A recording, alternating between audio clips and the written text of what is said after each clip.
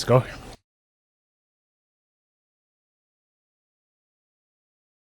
This is the story of a man named Stanley. Stanley worked for a company in a big building where he was employee number 427.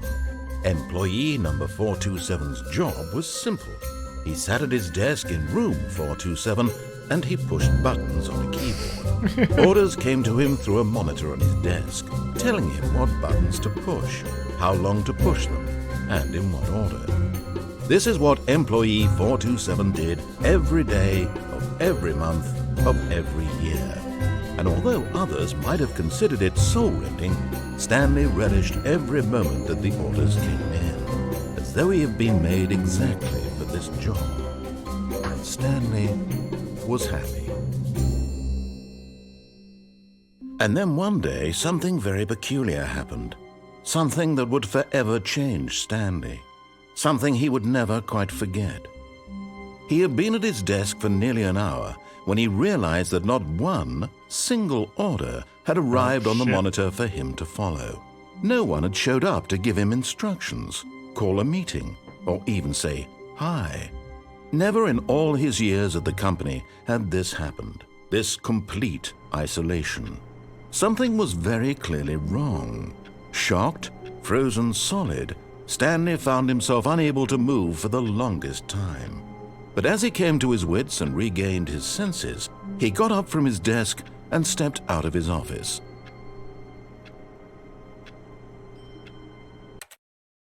Okay, I think it's a tiny bit loud. Down to 90 maybe.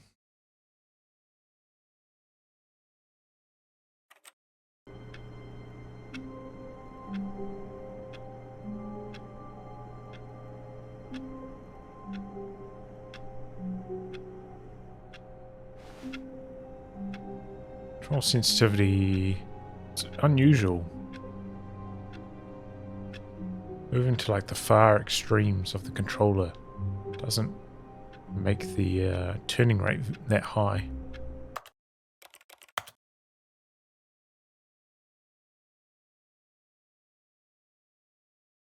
Whatever. Stick with it for the moment. No, that's not acceptable. Did that change it?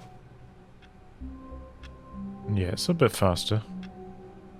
Weird. The field of view is really weird, right? This is the default. Maybe they want you to have this kind of All of his co-workers were gone. What could it mean? Stanley decided to go to the meeting room. Perhaps he had simply missed a memo. No matter how hard Stanley looked, he couldn't find a trace of his co-workers.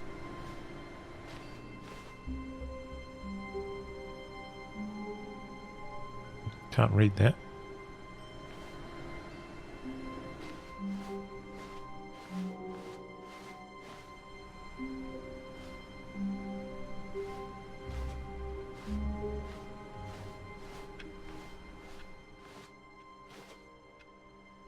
Oh, I hate Mondays. The classic.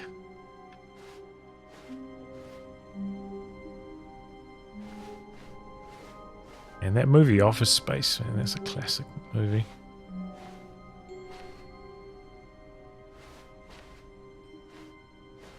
Got that banger of a tune as well. When Stanley came to a set of 2 open doors, he entered the door on his left. Oh shit, chat, here we go. This is where we can switch things up from the narrator. Or not. Are we Stanley, who just lives his life, does the exact same things that says in the monitor, or are we a risk taker? We're going with the Stanley route.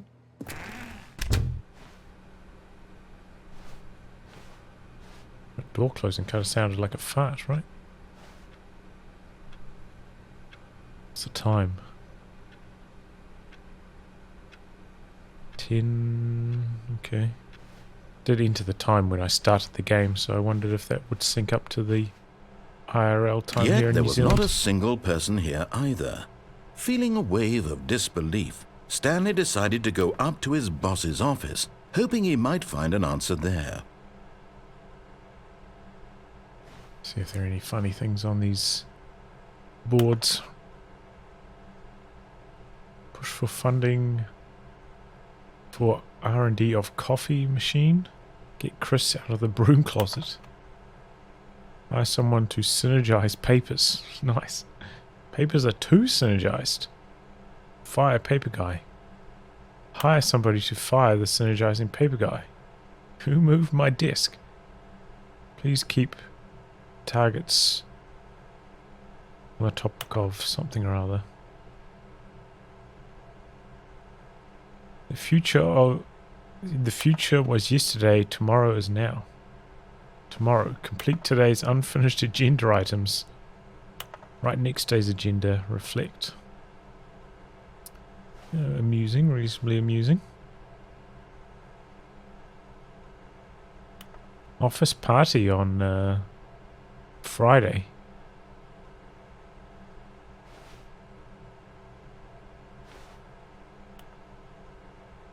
Cabal planning, eh? Okay. What are your dreams for the future? Mitosis. Tips for not getting fired. Talk less. Do amazing work all the time, every day, with no expectation of promotion or recognition. How to solve a dispute with a co-worker. Let it ball up inside you. Resent co-workers for not supporting you more. Using slides to assure employees that everything is okay. Slick blue graphic on the header. Throw some bevel on all the text. A strung bird.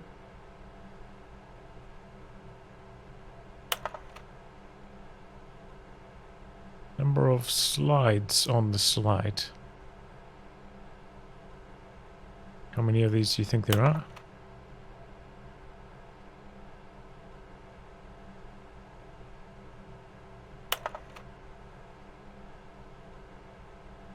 A few.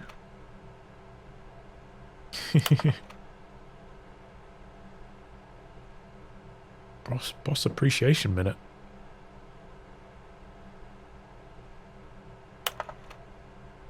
Solving interpersonal conflict. If you ever find yourself in a conflict with another diligent employee, it's too much to read in one short stretch. Monetize free-to-play. Classic. Alright. That was an interesting little look around the office. Wasn't somebody in the broom closet? Stanley stepped into the broom closet, but there was nothing here, so he turned around and got back on track. I thought there was somebody in the broom closet. Said that on the whiteboard.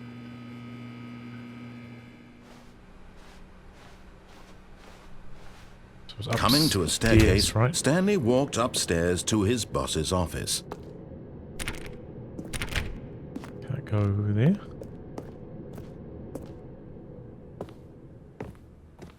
Executive bathroom.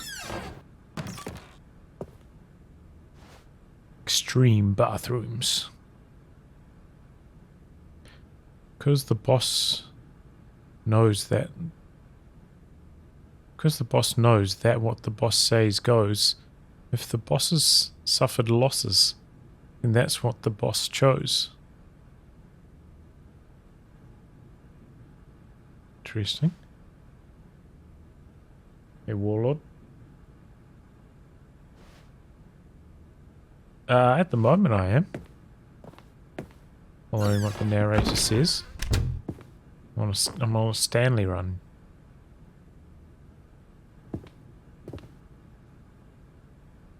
Hostile takeovers, the new biannual percentage?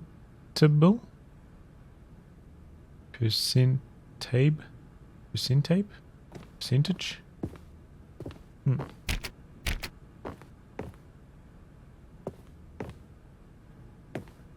Stepping into his manager's office, Stanley was once again stunned to discover not an indication of any human life. Shocked, unraveled, Stanley wondered in disbelief who orchestrated this. What dark secret was being held from him? What he could not have known was that the keypad behind the boss's desk guarded the terrible truth that his boss had been keeping from him. And so the boss had assigned it an extra secret PIN number. 2845. 2845. But of course, Stanley couldn't possibly have known this. 2845. 2845. I don't see much else to do around here. What happens if I enter it wrong? Stanley just sat around twiddling his thumbs. Trying to input anything on the device was useless, since he could never possibly know that the combination was 2845.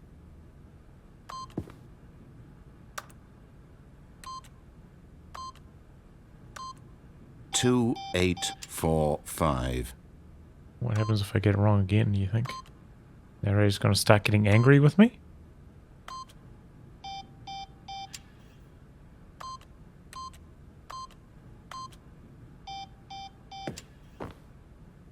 But it turns out that the panel's emergency override kicked in, and the door just opened all by itself, and Stanley got the hell along with the story.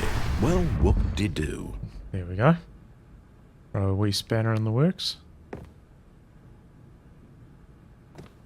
Oh shit, opened a door over here.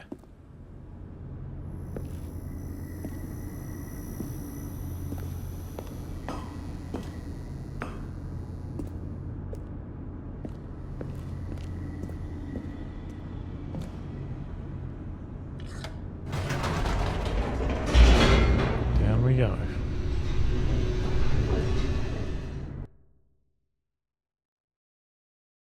Descending deeper into the building, Stanley realized he felt a bit peculiar. It was a stirring of emotion in his chest, as though he felt more free to think for himself, to question the nature of his job.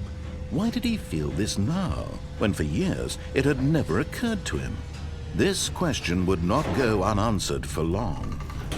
Interesting that I'm playing this game at the same time I've been watching that TV show Severance. Just maybe a little bit along the same lines as this. Don't really want to give it away what's going on in Severance because it's a great show. Stanley walked straight ahead through the large door that read Mind Control Facility. I haven't finished watching it yet myself. Still got one episode to go. Escape. Here we go, chat. We're doing a Stanley run, right? What the narrator says. We're on a Stanley run.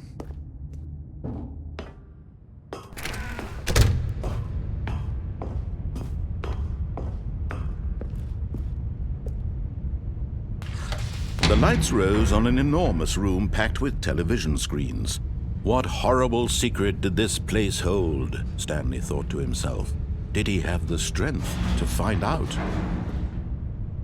It reminds me of that room that Professor X is in their X-Men museum and X-Men like movies. You know, where he goes in and does this like stuff, like amplifies his powers so he can reach anywhere in the world. Hey Ace.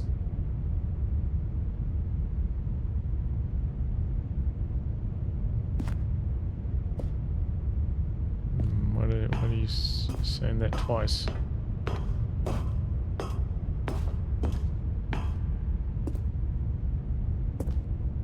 What do we got here? I hate Mondays again. Cerebro. Yeah, that's it. Yeah, Squid Game, kind of like when they did that tug of war in Squid Game, right? Now the monitors jumped to life, their true nature revealed. Each bore the number of an employee in the building, Stanley's co-workers. The lives of so many individuals reduced to images on a screen, and Stanley, one of them, eternally monitored in this place where freedom meant nothing.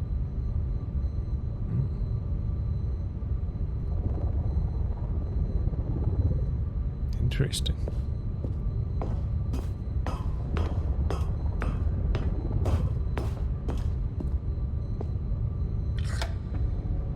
This mind control facility, it was too horrible to believe. It couldn't be true. Had Stanley really been under someone's control all this time? Was this the only reason he was happy with his boring job? That his emotions had been manipulated to accept it blindly? Shit, chat's getting real. No, he refused to believe it. He couldn't accept it. His own life in someone else's control? Never! It was unthinkable. Wasn't it? Was it even possible? Had he truly spent his entire life utterly blind to the world?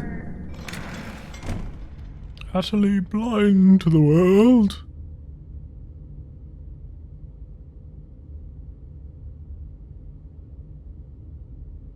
The narrator's a tiny bit loud as well, right? This is the story of a man named Stan. This is the story of a man named Stanley. 95. But here was the proof. The heart of the operation. Controls labeled with emotions.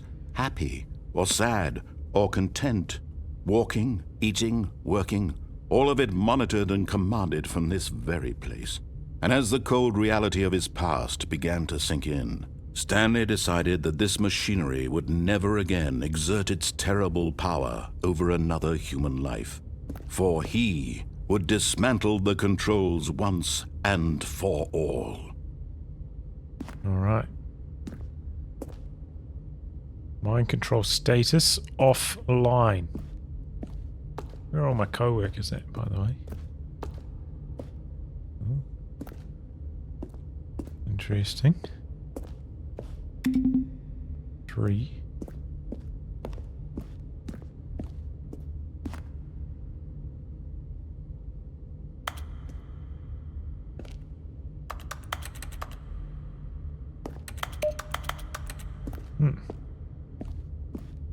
Okay.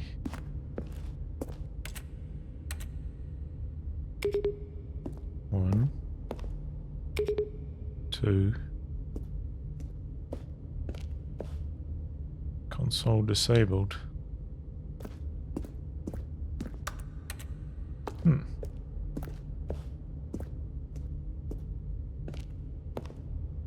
feel like I still need a little bit more camera sensitivity.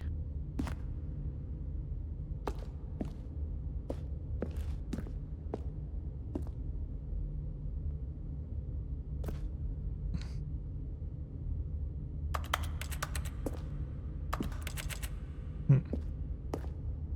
think I'm supposed to go down here.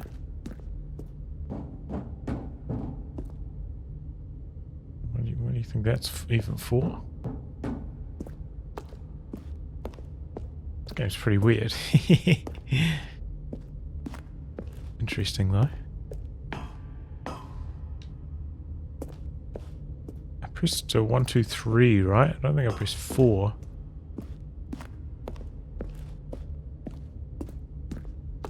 Facility power. Oh, what's that up there? I got a run button? Crouch. No run. What's this up here? Can I get up here? Man, I can't see shit. I cannot seem to get up there. There's a gate in the way. Can't go through there either.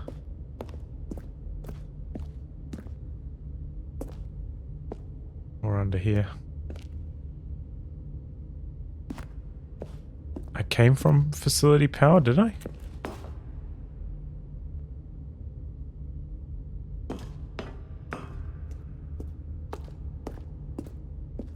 Shows how much I was paying attention.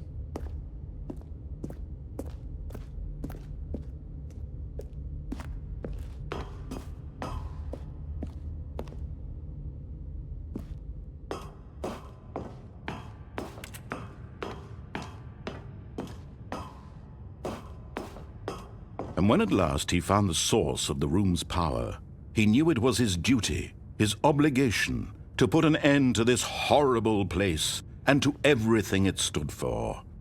We're doing a Stanley run, chat. That was loud.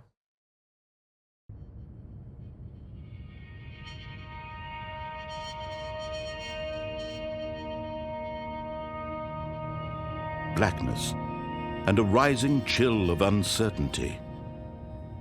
Was it over? Yes. He had won. He had defeated the machine, unshackled himself from someone else's command. Freedom was mere moments away. And yet, even as the immense door slowly opened, Stanley reflected on how many puzzles still lay unsolved. Where had his co-workers gone? How had he been freed from the machine's grasp? What other mysteries did this strange building hold? But as sunlight streamed into the chamber, he realized none of this mattered to him. True. For it was not knowledge or even power that he had been seeking, but happiness. Perhaps his goal had not been to understand, but to let go. No longer would anyone tell him where to go, what to do, or how to feel. Whatever life he lives, it will be his. And that was all he needed to know. It was perhaps the only thing worth knowing. Stanley stepped through the open door. This is a door, huh? Stanley felt the cool breeze upon his skin, the feeling of liberation, the immense possibility of the new path before him. This was exactly the way, right now, that things were meant to happen. And Stanley was happy. I'm happy too.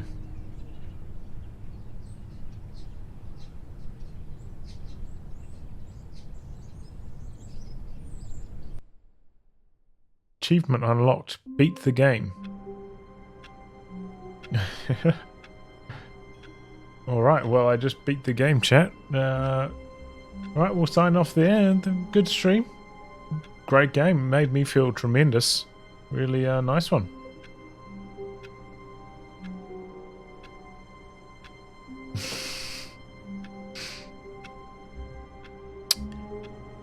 Okay, well, here we are back in the office. All of his co-workers were gone. What could it mean? Stanley decided to go to the meeting room. Perhaps he had simply missed a memo.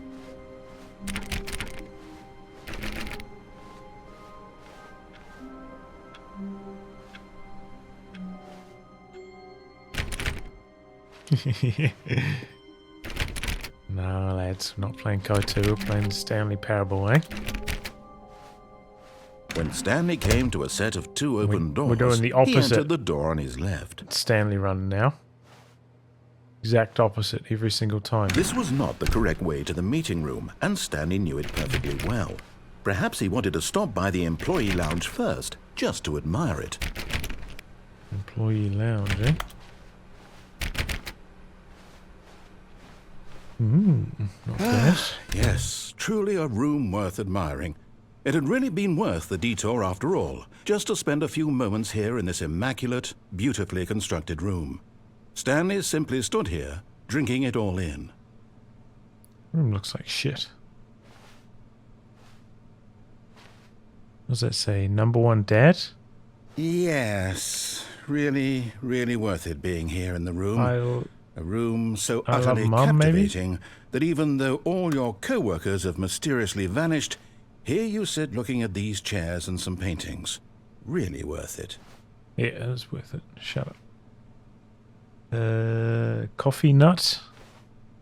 At this point, Stanley's obsession with this room bordered on creepy and reflected poorly on his overall personality. It's possible that this is why everyone left. Oh, mate, narrator, you testing my patience, man. I can turn the volume on you down to 0, you know that. How would you like Stanley that? sat around waiting for more dialogue, but when a long time had passed and there was no more, he decided that the game was trying to send him a message. If you... Fuel. Okay, fuel. So if you... Is that really going to be CK in a game like this? I don't think so. But at last, he'd had enough of the amazing room and took the first open door on his left to get back to business. Well, we're doing the opposite to the narrator run here. Remember that? Stanley was so bad at following directions, it's incredible he wasn't 5 years ago.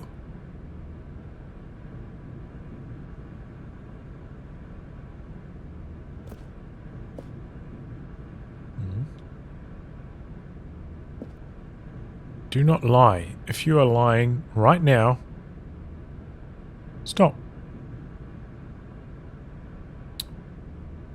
Heed the sign, chat. Just stop, you know.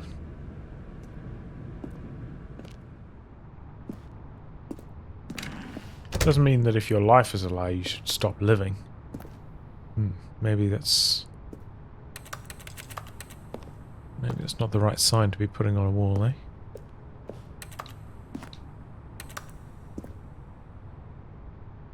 I can just walk off the side here. But in his eagerness to prove that he is in control of the story and no one gets to tell him what to do, Stanley leapt from the platform and plunged to his death. Good job, Stanley. Everyone thinks you are very powerful. Alright, I'm going to go refill my drink. This is off to a great start. I'm enjoying this so far. Man, I'm excited about playing this again. Continuing to play this. I agree, the narrator. Excellent. Need to adjust my camera slightly here though.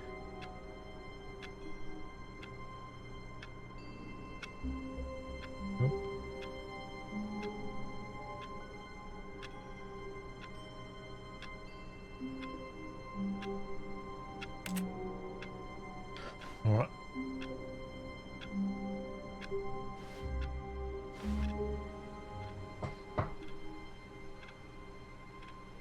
All of his co-workers were gone. What could it mean? Stanley decided to go to the meeting room. Perhaps he had simply missed a memo. Alright, chat, we're going to speed run this section. When Stanley came to a set of 2 open doors. This was not the correct way to the meeting room, and Stanley knew it perfectly well. Perhaps he wanted to stop by the employee lounge first, just to admire it. Wow, yes, this room. But eager to get back to business, Stanley took the first open door on his left. Stanley was so bad at following directions, it's incredible he wasn't 5 years ago. Look, Stanley, I think perhaps we've gotten off on the wrong foot here. I'm not your enemy, really, I'm not. I realize that investing your trust in someone else can be difficult, but the fact is that the story has been about nothing but you all this time. There's someone you've been neglecting, Stanley. Someone you've forgotten about. Please, stop trying to make every decision by yourself. Now, I'm not asking for me, I'm asking for her. For her? Have I got a daughter, chat? This is it, Stanley. Your chance to redeem yourself. To put your work aside. To let her back into your life. She's been waiting. Holy shit, chat. This is getting real. Have I got a wife, maybe? Oh my god, chat. I'm scared. Can't see anything in there. Alright, we'll take a couple deep breaths before entering this door. Breathe with me here, chat. And by breaths I mean drinks.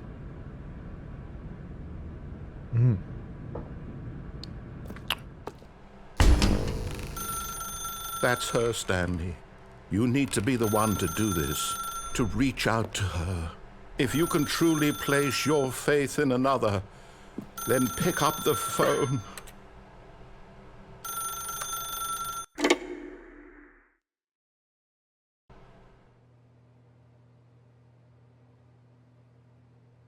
Oh, Stanley, is that you? Hold on, sweetie. Sorry to keep you waiting. I'm just pulling the bread out of the oven. All right. Okay, there we go. All right, now, I want you to come in and tell me all about Your damn Gotcha! Oh, come on. Did you actually think you had a loving wife who'd want to commit their life to you? I'm trying to make a point here, Stanley. I'm trying to get you to see something. Come inside. Let me show you what's really going on here. I'm gonna go this way. Sorry, but you're in my story now. Oh, he blocked me. He blocked me, chat. Oh, maybe we can come in these doors. No, 427. This is what we got, eh? We're in his story This now, is a chat. very sad story about the death of a man named Stanley.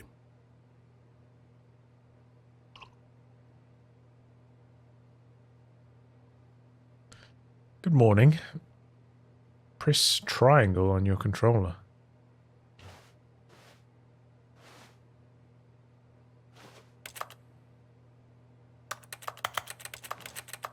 Trying to push anything but triangle, but I have no options. I've got no options, chat. Here we go. Triangle. Stanley is quite a boring fellow. He has a job that demands nothing of him, and every button that he pushes is a reminder of the inconsequential nature of his existence.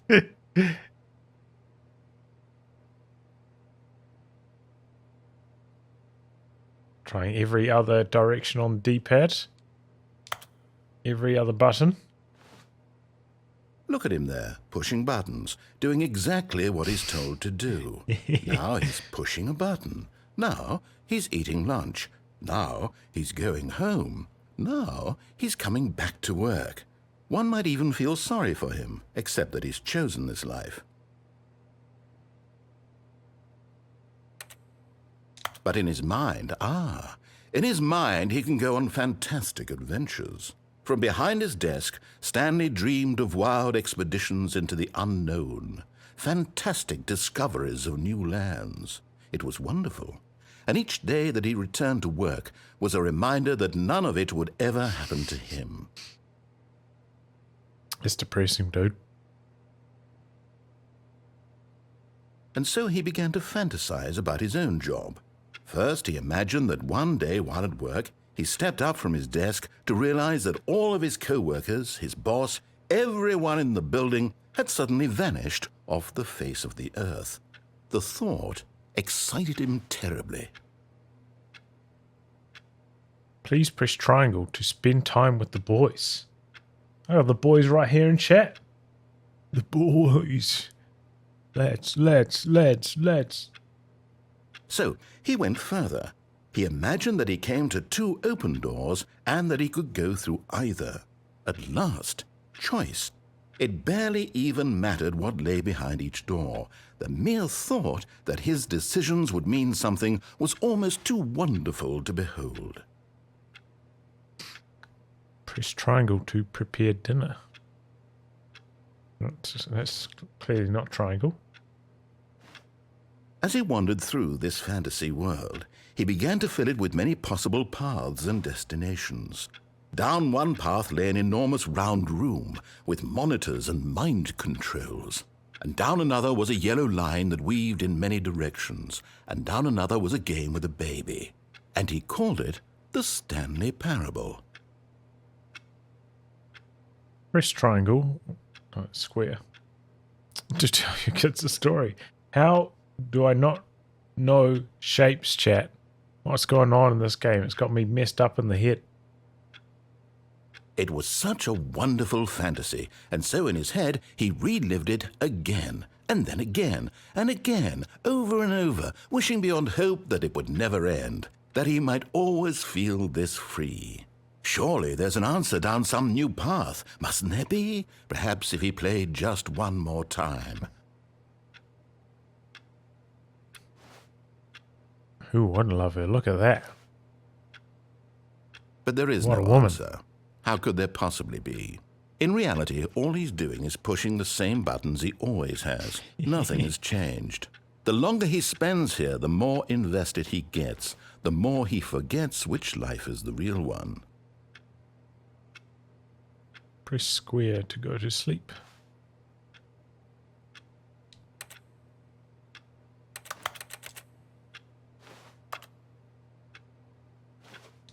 And I'm trying to tell him this, that in this world he can never be anything but an observer, that as long as he remains here, he's slowly killing himself.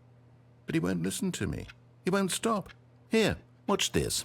Stanley, the next time the screen asks you to push a button, do not do it. You see? Can he just not hear me? How can I tell him in a way that he'll understand that every second he remains here, he's electing to kill himself? How can I get him to see what I see? How can I make him look at himself? Please press square to question nothing. Well, I said I was doing an anti-narrator run, which is why I pressed the button. What happens if I just do nothing right now?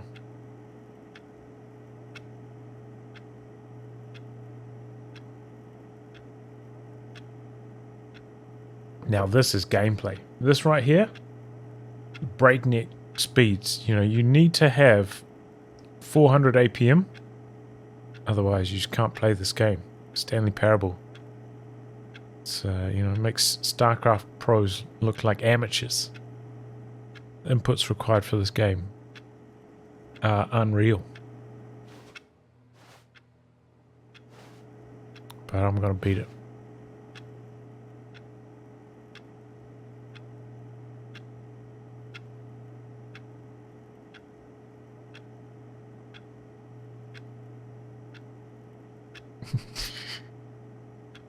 How long? I'm not going to touch any button. I'm not even going to look around. How long do you think I should wait?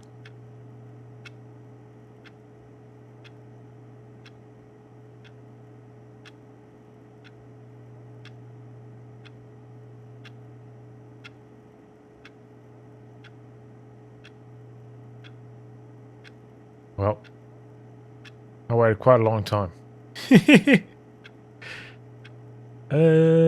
Alright. I'm going to press square. I can't, not in the way I want him to. But I don't make the rules. I simply play to my intended purpose, the same as Stanley. We're not so different, I suppose. I'll try once more to convey all this to him. I'm compelled to. I must.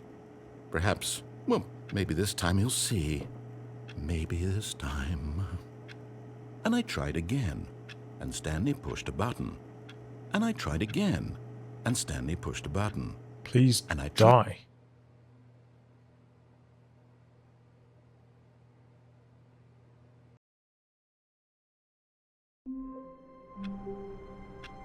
Okay. All of his co-workers were gone. What could it mean? Stanley decided to go to the meeting room. Perhaps he had simply missed a memo. Well, we're going right. Stanley came to a set of 2 open doors. This was not the correct way to the meeting room, and Stanley knew it perfectly well. Perhaps he wanted to stop by the employee lounge first, just to admire it. The lounge was sublime, a work of art.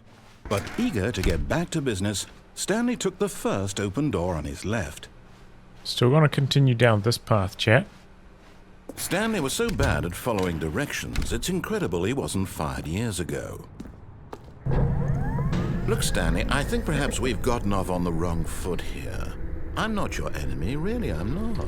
I realize that investing your trust in someone else can be difficult, but the fact is that the story has been about nothing but you all this time.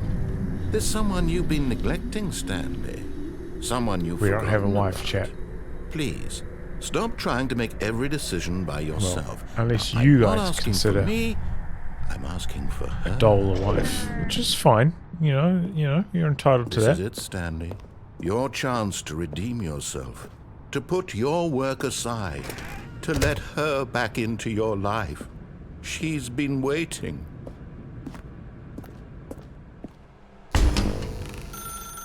That's her, Stanley.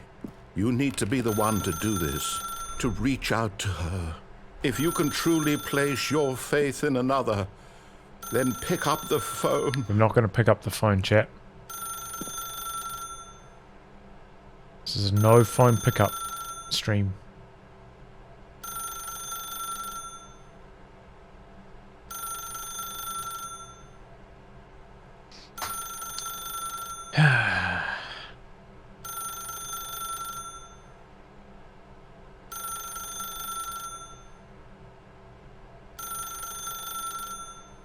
Alright, I'm going to wait until the stream's at 45 minutes and then we're going a minute from there. So we're waiting about 2 minutes here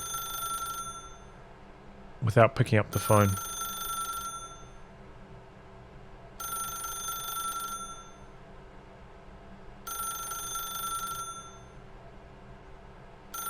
But yeah, Severance, if you guys haven't watched the TV show Severance, highly recommend it. A little bit mind-bending, sort of like this game. Very compelling television. Possibly my favourite show of the year.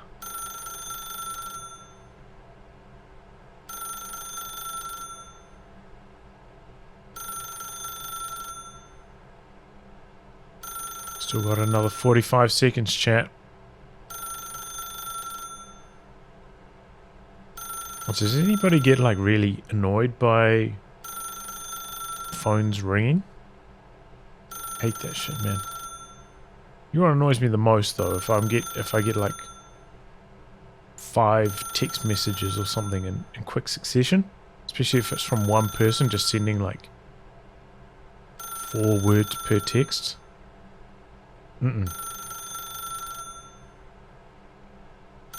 Just send me a whole message, please. Not one short sentence at a time.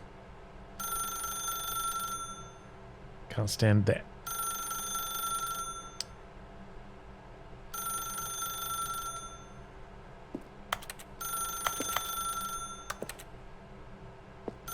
Well, I can't do anything else, chat. As Stanley picked up the phone, a white light engulfed him, I unplugged filling the him phone. not just with radiance, but with hope. Hope for a life reunited one... Wait. Oh, goodness. Stanley, did you just unplug the phone? No, that wasn't supposed to be a choice. How did you do that? You actually chose incorrectly. I didn't even know that was possible. Let me double check. No, it's definitely here, clear as day. Stanley picks up the phone. He's taken to his apartment where he finds his wife, and the two pledge themselves to one another. Music comes in, fade to white, roll credits. Not picking up the phone is actually somehow an incorrect course of action. How is that even possible? None of these decisions were supposed to mean anything. I don't understand. How on earth are you making meaningful choices? What did you... Wait a second. Did I just see... No, that's not possible. I can't believe it. How had I not noticed it sooner? You're not Stanley. You're a real person. I can't believe I was so mistaken. This is why you've been able to make correct and incorrect choices. And to think I've been letting you run around in this game for so long. If you'd made any more wrong choices, you might have negated it entirely. It's as though you completely ignored even the most basic safety protocol for real-world decision-making. Or did you not grasp the severity of the situation? Well, I won't have that kind of risk on my watch. I'm going to stop the game for a moment so we can educate you properly on safe decision-making in the real world. Please observe this helpful instructional video. Choice. It's the best part of being a real person. But if used incorrectly, can also be the most dangerous. For example, in this scenario, a hypothetical real person named Rupert has a choice. He could invent a machine that eliminates food shortages across the world to make life better for all people. Or he could spend years of hard work forgetting how to read. Which choice would you make? Remember that unlike here, the real world makes sense, and at no time should you make a choice that does not conform to rational logic. If you find yourself speaking with a person who does not make sense, in all likelihood, that person is not real. Allow the person to finish their thought, then provide an excuse why you cannot continue talking. Turn to a partner and practice saying, "My goodness, is it 4:30? I'm supposed to be having a back, sack, and crack." Excellent. Making choices on a regular basis is the best part to a healthy decision-making process. Most medical professionals recommend making at least 8 choices per day. Do you make more than 8? Less? And finally, if you begin to wonder if your choices are actually meaningful and whether you'll ever make a significant contribution to the world, just remember that in the vast infiniteness of space, your thoughts and problems are materially insignificant, and the feeling should subside. At this time, your instructor will guide you in an exercise to test and reinforce the material covered in this video. Ah, welcome back. Hey. You may have noticed that this room has begun to deteriorate as a result of narrative contradiction. But not to worry. Now that you're properly informed on good decision-making, we're going to revisit a choice you made just a few minutes ago and see what the correct thing to do would have been. This way, please. So this is where we unplugged the phone, chat. This is where we broke the game. Hello, Popola, by the way. I didn't want to interrupt all the narration there. Let's say stop. I think so. Probably stop. Yeah, what does that say up there? Charts. Danger everywhere. What was that sign that said on the wall? Something if you see danger, stop or something. Something about life. Lying. Stop lying. That was it.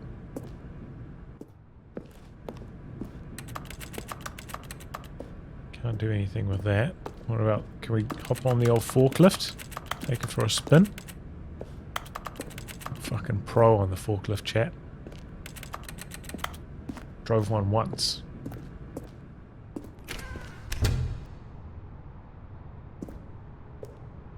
What about in here?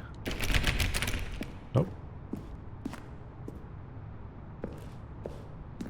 Oh, it's got a fucking thing around it now. Now that we know your choices are meaningful, we can't have you jumping off the platform and dying.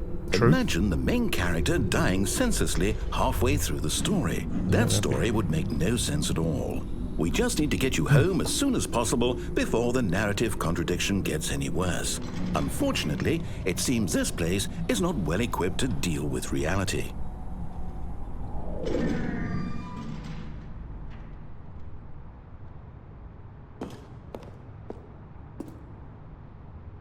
Warning, do not jump from the cargo lift while it's in motion. Will cause death. Penalty for misuse of cargo lift, $1,000.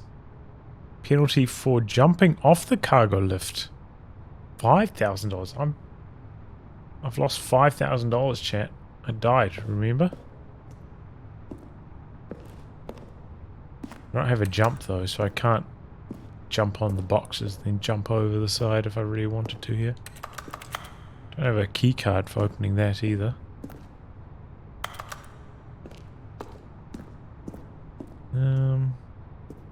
What happens if I get back on the cargo lift? Nothing.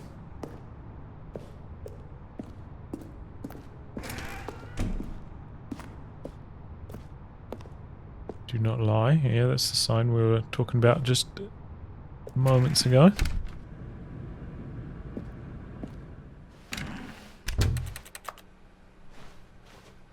Alright. Where are we going? Almost there. You'll take the door on the left, back to the correct ending, the story will have resolution once again, and you'll be home free in the real world.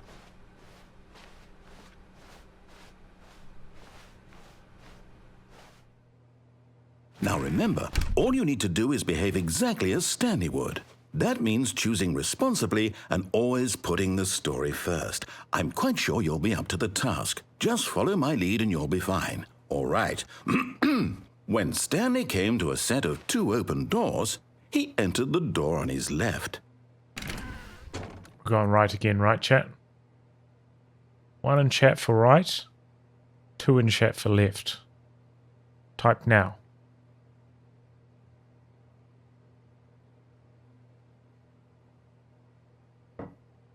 One for right, 2 for left.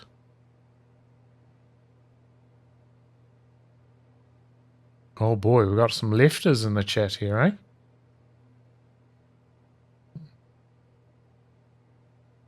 We got lefts winning. You guys want me to go left? We're going left? Any more votes?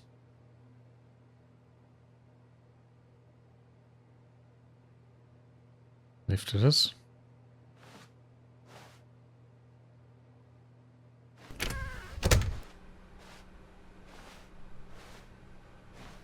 Oh, what's this? This is a nice picture, right?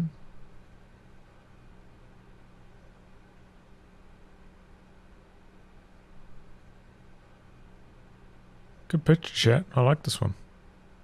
What do you guys think about it?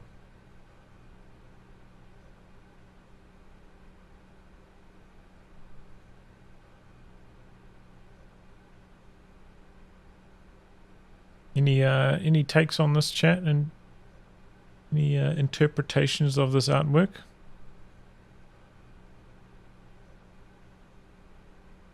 Do you think the water on the leaves signifies sweat, and that even plants have to work hard?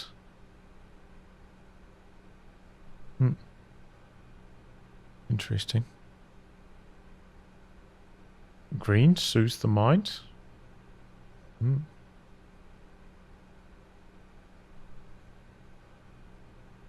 Picture looks better quality than the frame. That's absolutely true. It's just the remastered version. They might have remastered the art, but not remastered the frame. The frame looks very low res. That's a good point.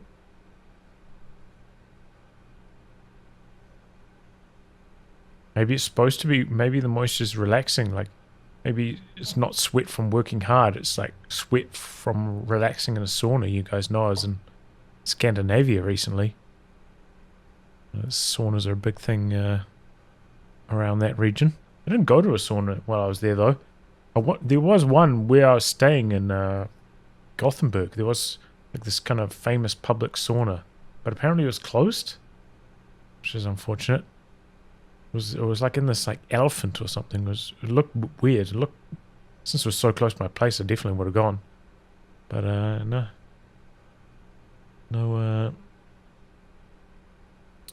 saunas for me while I was over there. It was interesting. There were like boats in the harbour of the cities, like sauna boats where they'd have like log-fired saunas or something. It was crazy. But I was too much of a coward to investigate how they worked, you know?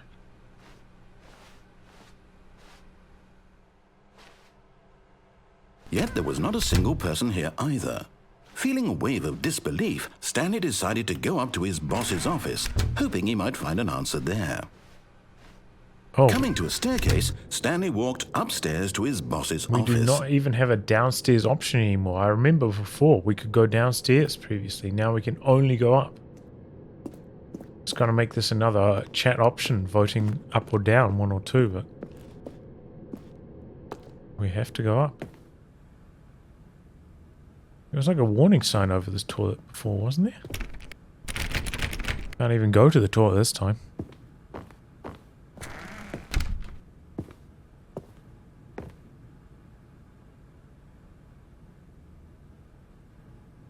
The beige pages.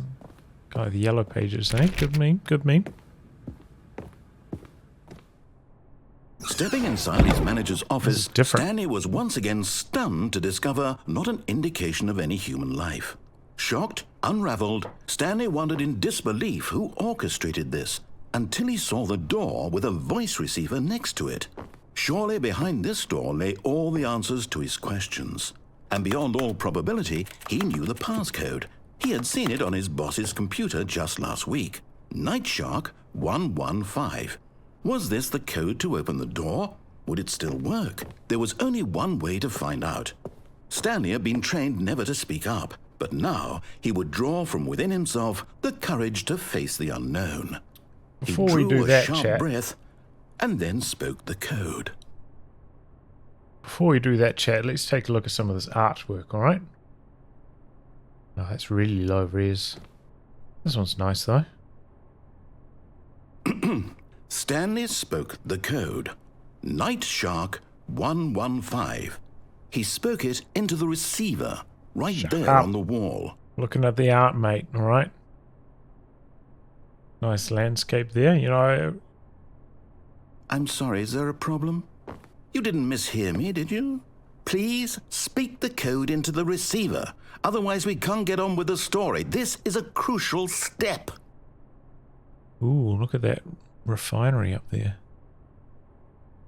Okay, fine, you're not going to do it, but you know what? It's pretty humiliating to bring you this far, only for you to suddenly decide you have better things to do. I asked you for this one single thing, for your respect. The kind of respect Stanley shows for his choices. He knows what it means to take a story seriously.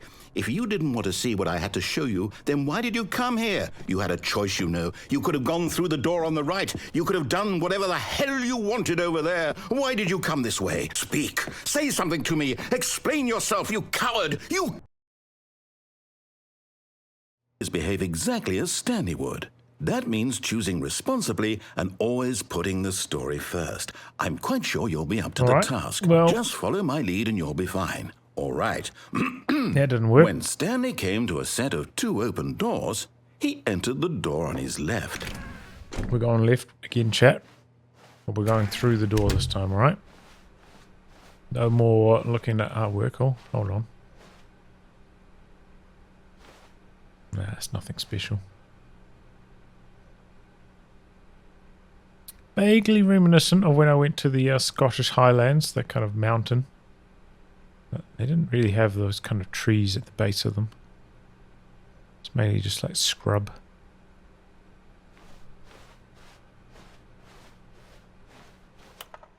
Yet there was not a single person here either. Feeling a wave of disbelief, behave exactly as Stanley would. That means choosing responsibly and always putting the story first. We're going left, right? I'm quite sure you'll be up to the task. Correct. Just follow my lead and you'll be fine. All right. When Stanley came to a set of 2 open doors, he entered the door on his left.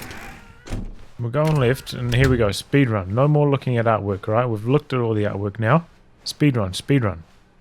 Here you go, chat. Optimizing the route. Not a single person here either. Here we go. Feeling a wave of disbelief, behave exactly you think we can get into that broom closet just before and always it cut out there? First. Maybe we can try getting into that broom closet. I'm going for the broom closet, Just follow chat. my lead and you'll be fine. All right. Broom closet run. Here we go. When Stanley came to a set of Broom 2 closet open percent. doors, Right he now. entered the door on his left. Here we go. Welcome to the show. Here we go. Here we go. Fast, fast, fast, fast, fast. Yet there was not a single person here either. Here we go. Feeling Broom a closet, wave of broom closet. disbelief, Ah, shit. behave exactly as Stanley would. That means choosing responsibly and always putting the story first. I'm quite sure you'll be up to the task. Just follow my lead and you'll be fine. All right. When Stanley came to a set of 2 open doors, he entered the door on his left.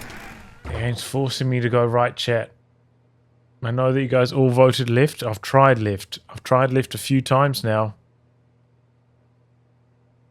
We have to go right. Not even... No! Why did you do that? Quickly, hurry back in the other direction. Perhaps we're not too late. Broom closet percentage? Maybe that was trick. Maybe we can still get the broom closet percentage. It's ruined. I can't believe, after everything we talked about, that my story, you've destroyed my work. Why? For what? What did you get out of that? What did you think was so special about seeing the game undone, left here like so much garbage? It's worthless now. And what am I supposed to do? Even if there were a way to continue, would it be worth it? To know that my story is now incorrect? How can I go back to that? I can't erase that knowledge. I'll have to live with it forever, reliving its impossibility forever. I couldn't live that way.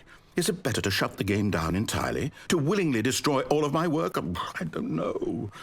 What's the answer? What do I do? What do I do? What do I... No, I have to. I have to shut the game down. Don't you dare. I have to. I have to. Don't you dare.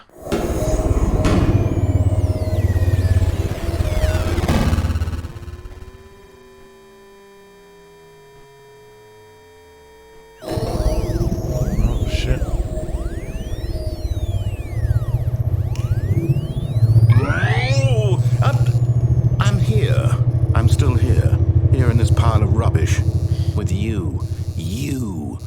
thought you were so clever. I'm pretty clever. Now look where we are. My entire game is destroyed.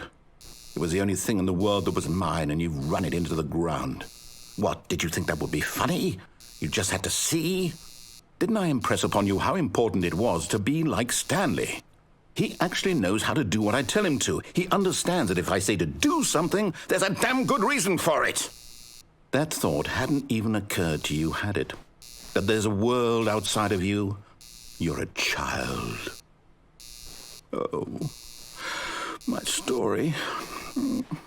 If you'd just gone through the door on the left, you would have seen it. There was a whole underground facility. You would have destroyed it and been victorious. It would have been so perfect. I worked so hard on it. I tried so hard to make...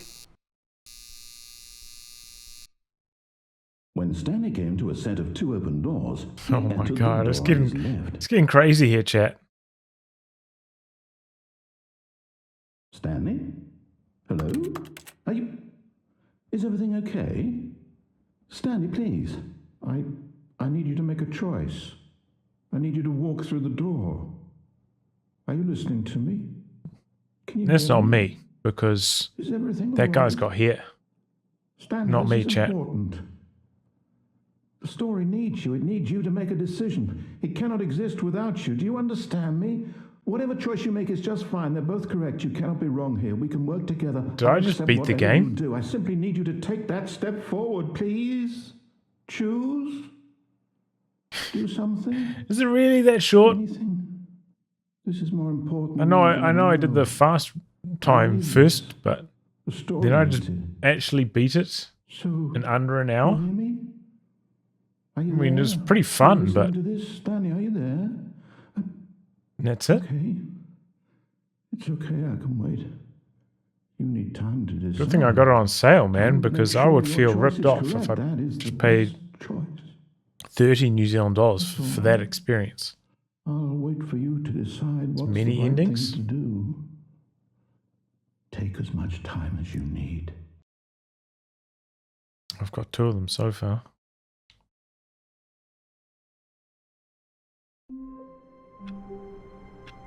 Alright. Well, maybe we'll try another ending. Grab a drink. We'll see where it goes. 24 endings, eh? 24. It's quite a few. And we have got 2 of them. Alright. Let's see if we can get another one.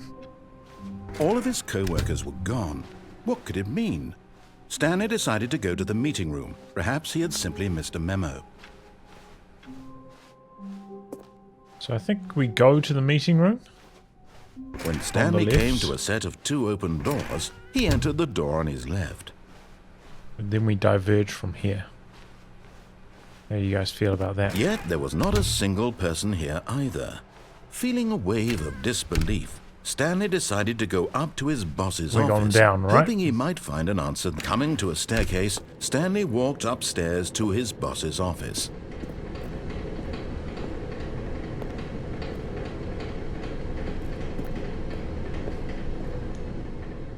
But Stanley just couldn't do it.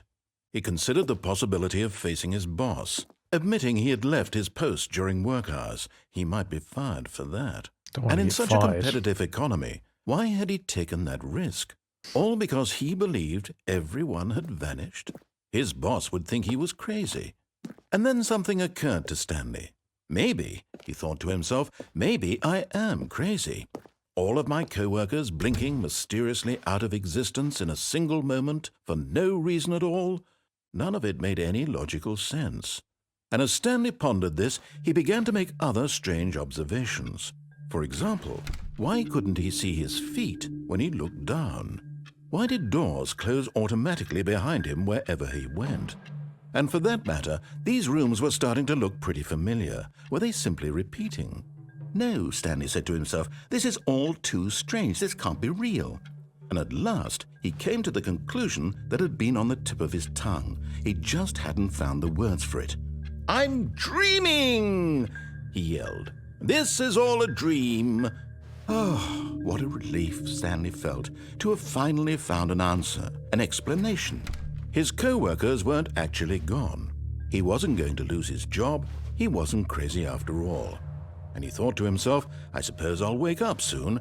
I'll have to go back to my boring real-life job pushing buttons. I may as well enjoy this while I'm still lucid. So he imagined himself flying and began to gently float above the ground. Then he imagined himself soaring through space on a magical starfield, and it too appeared. It was so much fun, and Stanley marveled that he had still not woken up. How was he remaining so lucid? And then perhaps the strangest question of them all entered Stanley's head. One he was amazed he hadn't asked himself sooner. Why is there a voice in my head dictating everything that I'm doing and thinking? Now the voice was describing itself being considered by Stanley, who found it particularly strange. I'm dreaming about a voice describing me, thinking about how it's describing my thoughts, he thought. And while he thought it all very odd and wondered if this voice spoke to all people in their dreams, the truth was that, of course, this was not a dream. How could it be? Was Stanley simply deceiving himself, believing that if he's asleep, he doesn't have to take responsibility for himself? Stanley is as awake right now as he's ever been in his life. Now, hearing the voice speak these words was quite a shock to Stanley. After all, he knew for certain, beyond a doubt, that this was in fact a dream. Did the voice not see him float and make the magical stars just a moment ago? How else would the voice explain all that? This voice was a part of himself too. Surely, if he could just... He would prove it. He would prove that he was in control. That this was a dream. Prove it, chat. So he closed his eyes gently, and he invited himself to wake up. He felt the cool weight of the blanket on his skin, the press of the mattress on his back, the fresh air of a world outside this one. Let me wake up, he thought to himself. I'm through with this dream. I wish it to be over. Let me go back to my job. Let me continue pushing the buttons. Please, it's all I want. I want my apartment, and my wife, and my job. My wife. All I want is my life exactly the way it's always been. My life is normal. I am normal. Everything will be fine.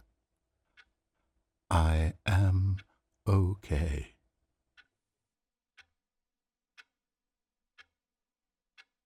That was nice. Stanley began screaming. Please, someone wake me up. My name is Stanley.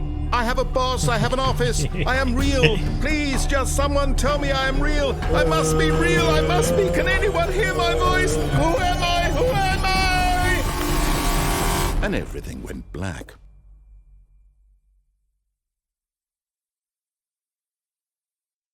This is the story of a woman named Mariela. Ooh. All right. Mariela woke up on a day like any other. She arose, got dressed, gathered her belongings, and walked to her place of work.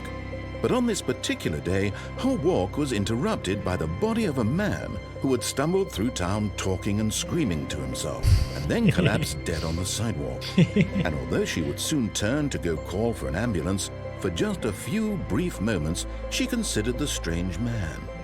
He was obviously crazy. This much she knew. Everyone knows what crazy people look like. And in that moment, she thought to herself how lucky she was to be normal. I am sane. I am in control of my mind. I know what is real and what isn't.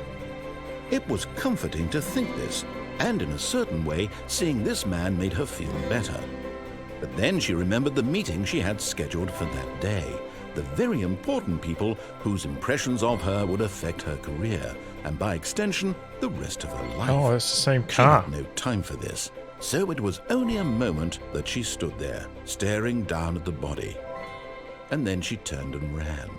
I thought she'd called an ambulance at some stage, though. When did she do that?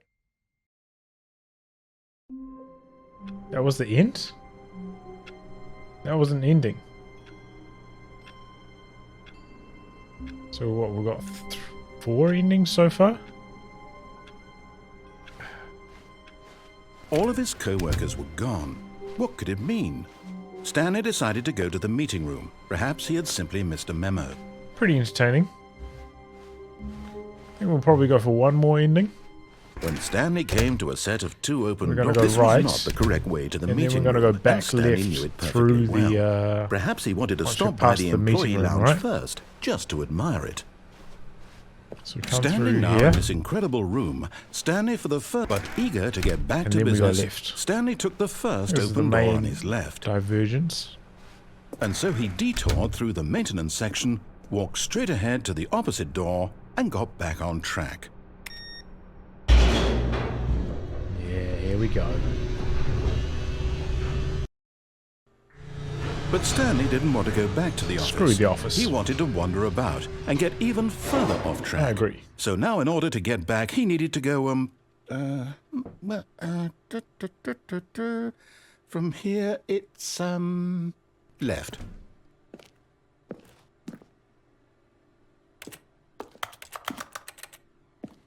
Well, we only have left as an option, chat. Can't open the other doors. Oh, no. No, it's to the right. My mistake. Right. Make that mistake again, narrator. Come for that ass, alright? No, not the right. Why would I have ever said it was to the right? What was I thinking?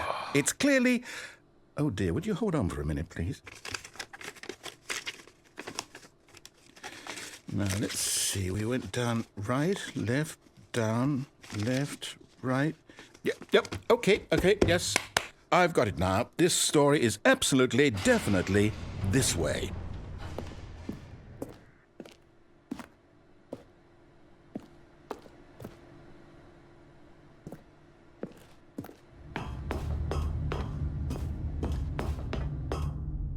Oh shit, we're back in the room, chat. No. This isn't right at all. You're not supposed to be here yet. This is all a spoiler. Quick, Stanley, close your eyes. Okay. We just have to get back to, oh, who am I kidding? It's all rubbish now. No, I agree. The whole story completely unusable. Story sucked How anyway. about, rather than waste my time trying to salvage this nonsense, we'll just restart the game from the beginning. And this time, suppose we don't wander so far off track, Okay, from the top. That was another ending. All of his co-workers were Well, gone. let's see. What could it We'll do mean? one more. Stanley decided to go to the meeting room. Perhaps he had simply missed a memo. This one more reminds me of a... When Stanley... Wait, what? No, I restarted. I swear, I definitely restarted the game over, completely fresh. Everything should be... Oh, did something change? Stanley, did you change anything when we were back in that room with all the monitors? Did you not. move the story somewhere, or... Hold on. Why am I asking you? I'm the one who wrote the story. Exactly. It was right here just a minute ago. I know for sure that it's here somewhere. Okay, then. It's an adventure. Come, Stanley. Let's find the story. All right, chat. Here we go. You're back on for the votes. We've got left just over here. That's one. Right over there. 2. 1 for left, 2 for right. Vote now.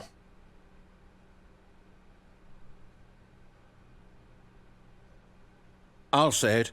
This is the worst adventure I've ever been on. I can promise you there definitely was a story here before.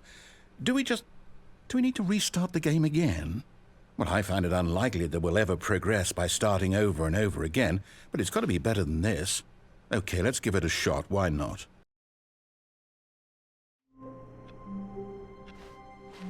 All of his co-workers were gone. What could it mean? Stanley decided to go to the meeting room. Perhaps he had simply missed a memo.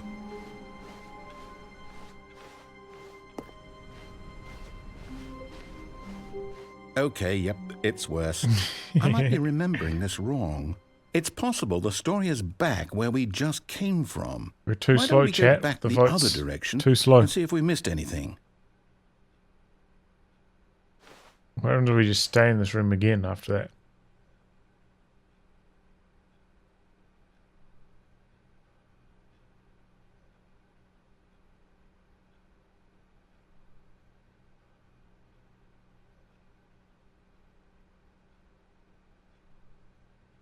Exactly. We chose 3.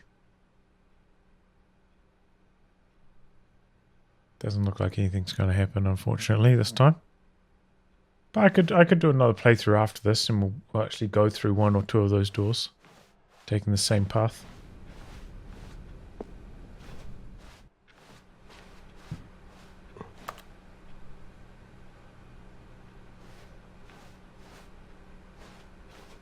Try to open some of these other doors. Not really working out too well for me here, is it? Aha! I knew we'd miss something. The story. Here it comes. No, wait. Never mind. Not the story. Okay, let's head back the other way and retrace our steps. Always a good thing to do when you're lost, right, chat?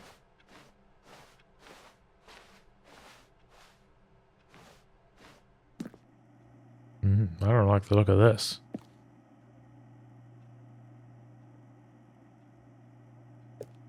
Now this... Well, I'll be honest, I don't recognize this place at all. Me neither. Is this the story? Is it? I don't think so. I can't quite recall, but I believe my story took place in an office building. Is that correct? Do you remember, Stanley? Well, do you know what? Since I've completely forgotten what we were supposed to be doing, how about this? You win! Congratulations! I know you put in a lot of hard work, and it really paid off, so good job. I win again. Oh, no. No, I don't feel right about this at all. We both know you didn't put in any actual work for that win. Some people win fair and square, and this was not one of those situations. Okay, I'm getting weirded out by whatever this place is. I don't care what might happen this time. I have to restart. Oh, shit. There's a line on the ground now, chat. All right, I've got a solution. This time, to make sure we don't get lost, I've employed the help of the Stanley Parable adventure line. Just follow the line. How simple is that?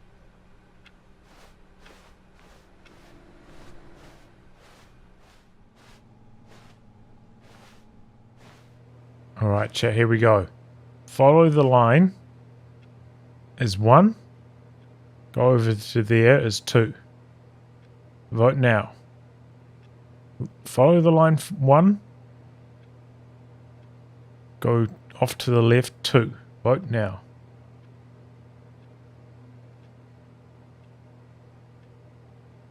It's even split.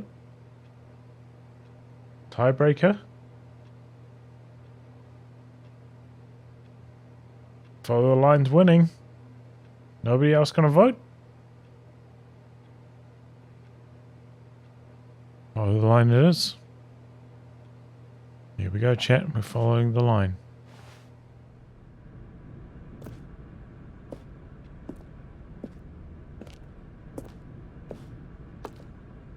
You see? The line knows where the story is. It's over in this direction. Onward, Stanley, to destiny. Though, here's a thought. Wouldn't wherever we end up be our destination, even if there's no story there? Or to put it another way, is the story of no destination still a story? Simply by the act of moving forward, are we implying a journey such that a destination is inevitably conjured into being via the very manifestation of the nature of life itself? Okay, Stanley, I need to follow this train of thought for a minute. Just stick with me. Now, we can both agree that the nature of existence is in fact a byproduct of one's subjective experience of that existence, Yes. right? Yep. Okay. Now, if my experience of your existence rests inside of your subjective experience of this office, is this office in fact the skeleton of my own relative experiential mental subjective construct? Whoa. Hang on. That got a bit weird back there. Well, I'd like to apologize. Not sure where I was going with all that. You know what? I think what we need right now is a bit of music to lighten the mood. How about some music? Oh, that's loud.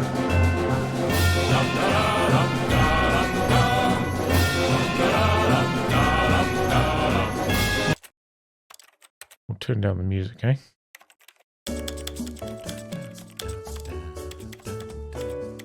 E5, I think's good. We're at another... That's annoying. We're another crossroads here, chat. 1 is left. 2 is straight and right. Left, straight and right. Vote now.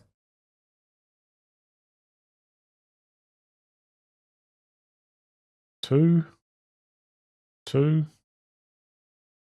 1, 2, 3 twos. So we're going straight.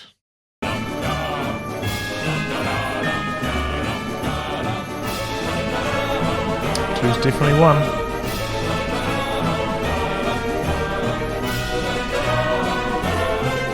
It just takes us in a circle.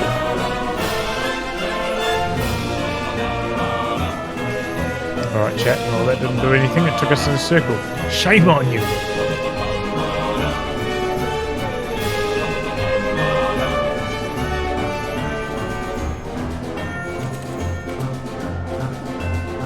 Try to follow the line, chat.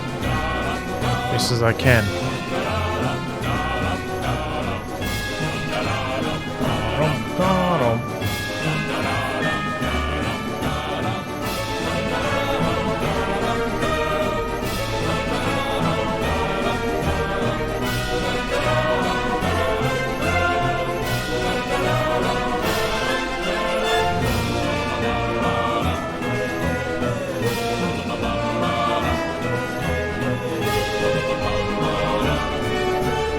Still too loud, right?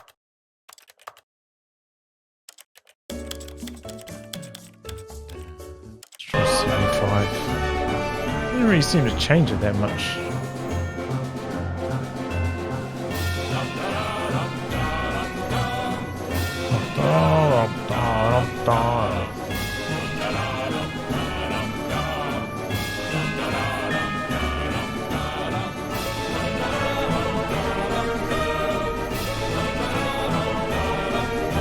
Oh, here we go, another fork in the road, chat.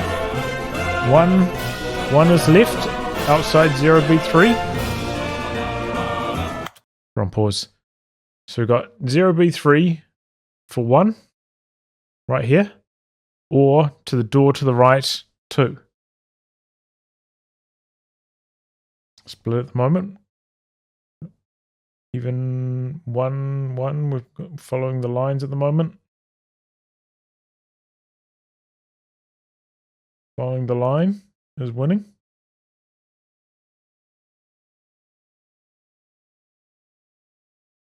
Alright, nobody else is going to vote, so following the line is the winner.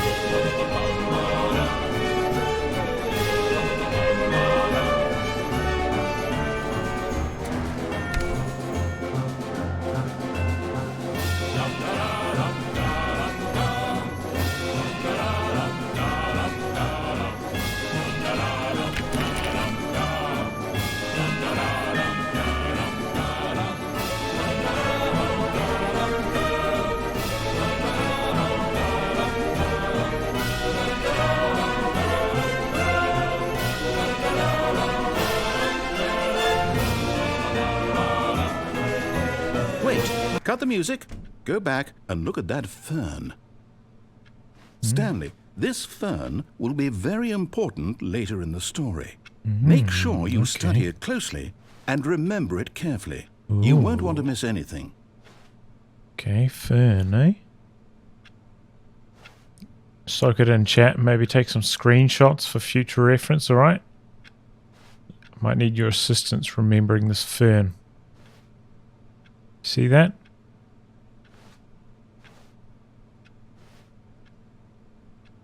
Got it. We're ferned up now, chat. Alright, remember that fern, chat. It's on you, alright?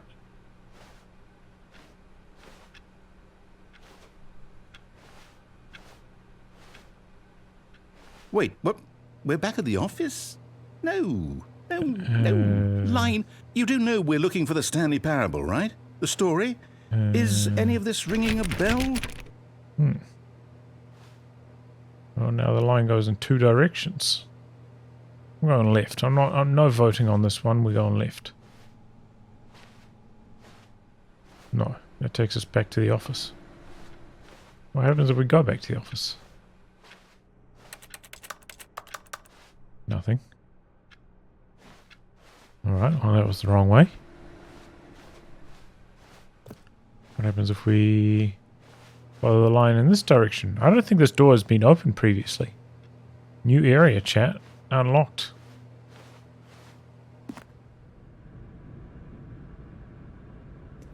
Exciting stuff. Never before seen. No, we've come here before. Oh, no, not again. Line, Yeah. how could you have done this to us? The line. After we trusted you, after everything we've been through, you... Well, I can't take this anymore. To hell with it. Restart. The line's still there though.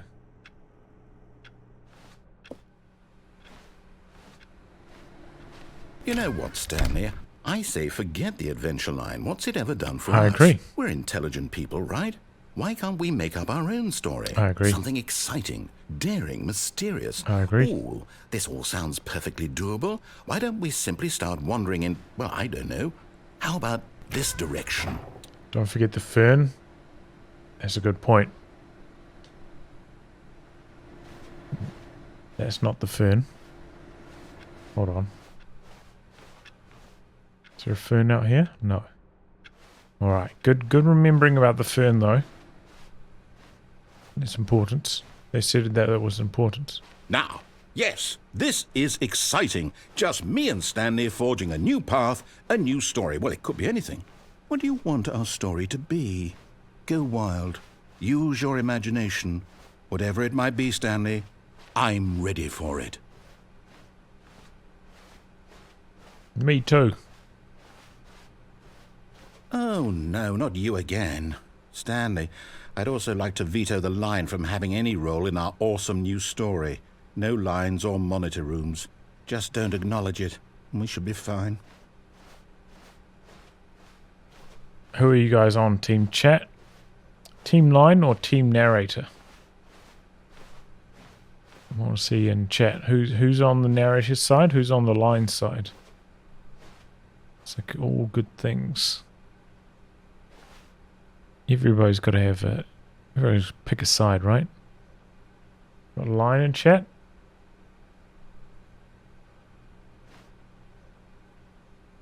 I don't really like the narrator. He's got a nice voice, but he's a bit of a dickhead, right?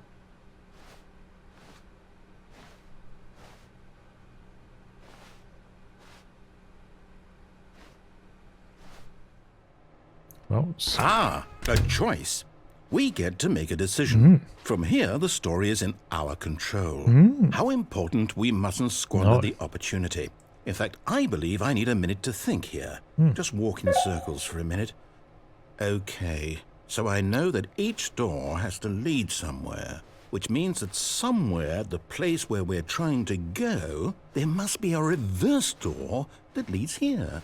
And that in turn means that our destination corresponds with the counter-inverted reverse door's origin. So starting from the right, let us ask, will taking the right door lead us to where we're going? And since the answer is clearly yes, then by all accounts, the door on the right is the correct one. Another victory for logic. Come, Stanley, our destiny awaits. what happens if I don't go through the door, though?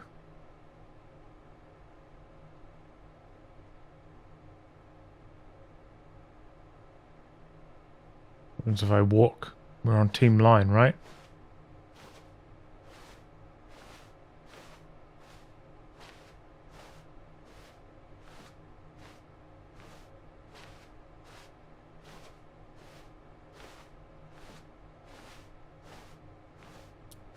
Team line.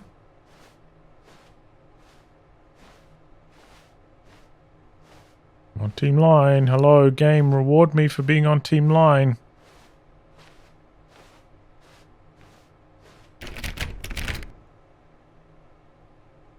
Here we go, team liners.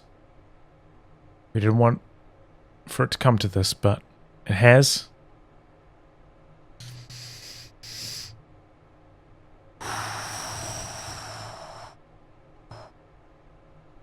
We step into the unknown.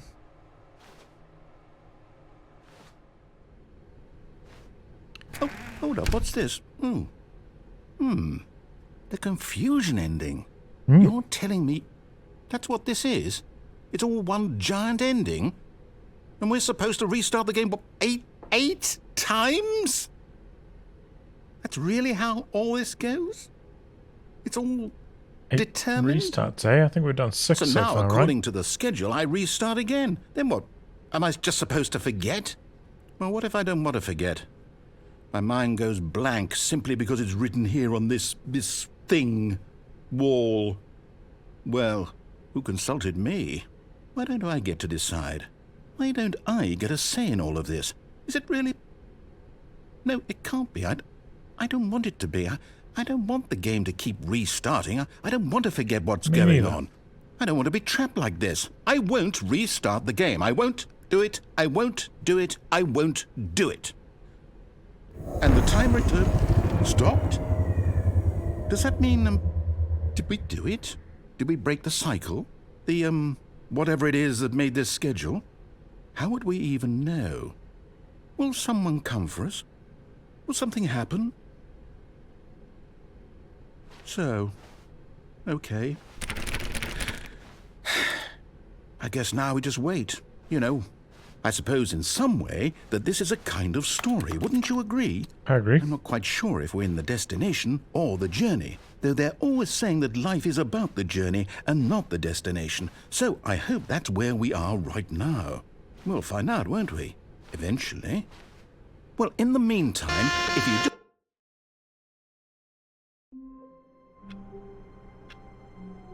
Is that actually the end of the confusion ending?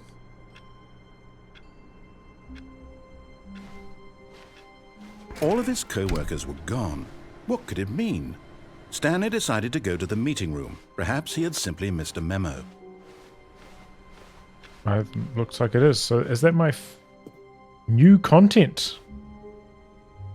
Here we go, chat. New content. Oh, new content? What does that mean, new content? What does that mean, chat?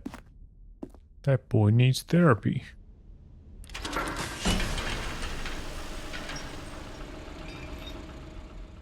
No, we're not going over there.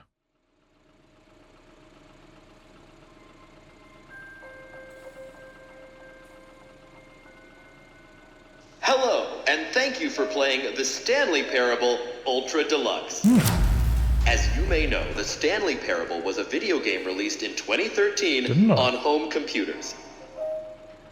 After receiving critical and commercial success, it was expanded upon in 2022 with the Stanley Parable Ultra Deluxe, a reimagining of the game for consoles and home computers. The Stanley Parable Ultra Deluxe features exciting new content that broadens and expands the world of the Stanley Parable, delighting audiences the world over. Please, step inside and see what thrilling new adventures await in do it, the chat. Stanley Parable New Ultra Deluxe. adventures. Oh, well, this sounds delightful. I'm very excited to see the thrilling new Ultra Deluxe content. Me too. What happens? It looks like there's another path down here though, chat. If we get back in the lift, it'll do something. Go this way. Go this way. Nope.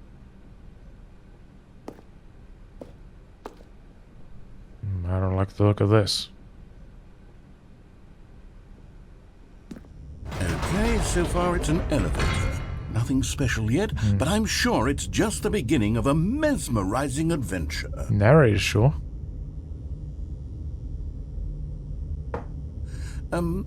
Is it broken? Yeah. What's going on here? What is going on? Should we be moving somewhere or... Oh, here we go. There All we right, go. finally, at long last, it's on to the new content. I've never been more ready. Let's do it. New content, here we go. I have to say, initial impressions of Stanley Parable Ultra Deluxe, mostly tedious. It's as if, Oh, okay. Let's see the content. Gimme the content, Stanley. Yeah, new content, here we go, chat. Don't know what the old content was, but we got the new stuff.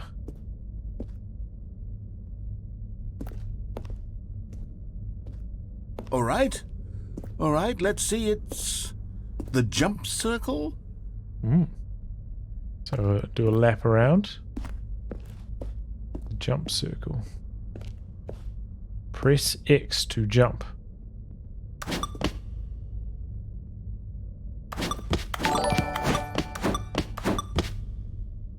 Shin Kalel, is that?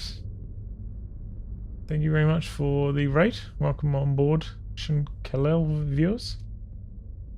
I don't know if you're also playing this game, but here we are, Stanley Parable Ultra Deluxe.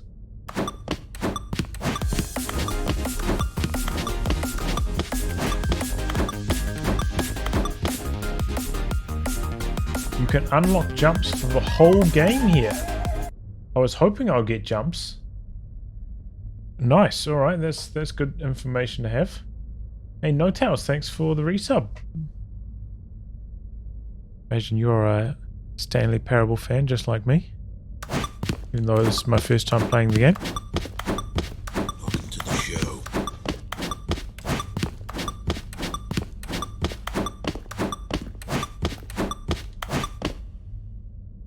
Here we go, chat. One more jump. It's D-Day.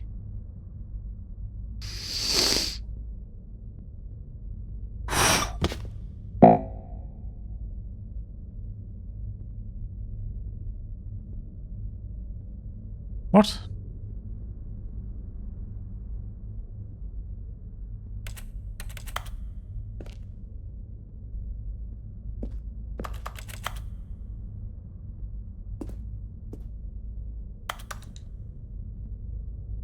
You can't jump. I got an achievement. It says you cannot jump.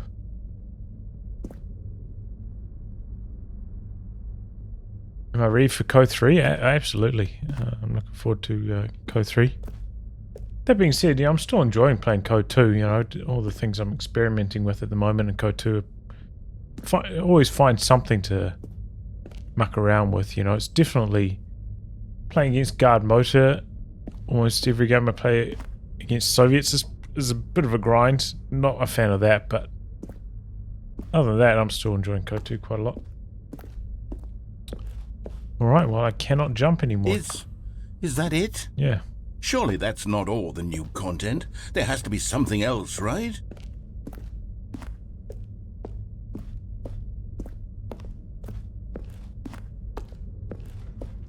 Well, I can't jump, chat. Goodness, another elevator. Stanley, I have to say, initial impressions of this game are not positive. It's just elevators and jumping. Is this what passes for exciting new content? If this is new content, then I could just read you the whole dictionary. There's 20 hours of new content right there. Hell, I could count to 30 trillion. You could put that on the box. The Stanley Parable Ultra Deluxe, now with over 1,000 hours of new content. And if... Oh, wait. There's more. Very good. Yes. Very good. I knew there had to be something else. Let's see it. I'm ready for whatever it is. Keep dry.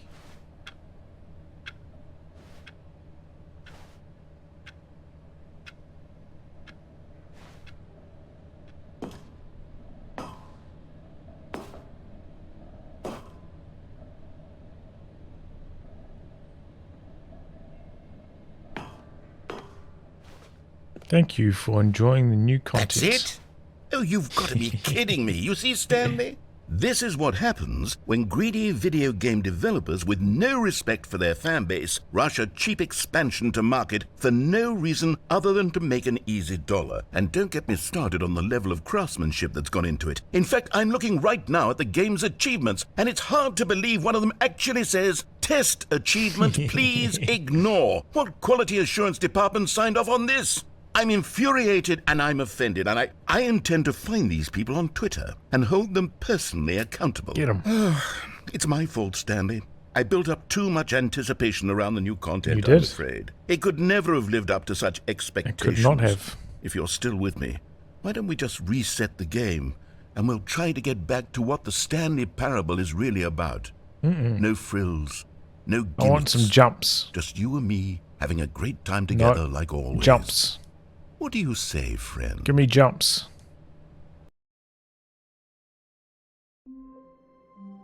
Oh shit, this is not the same at all.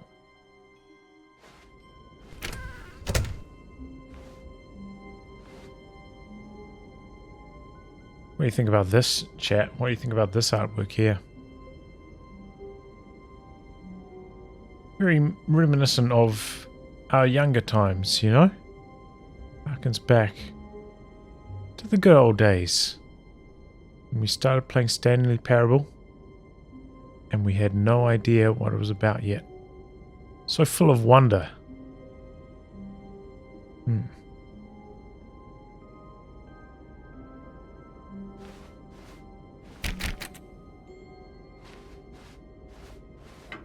Psst!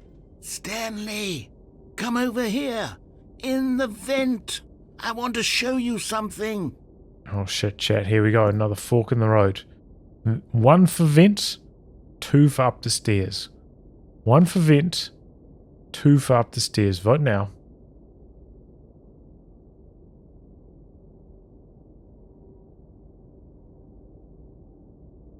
Vent's winning.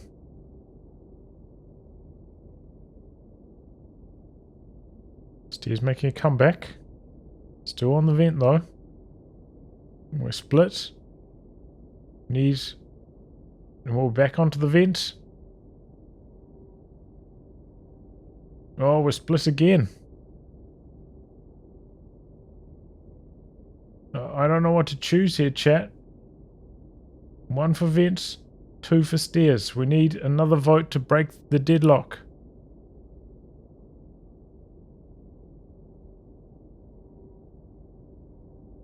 It has to be from chat.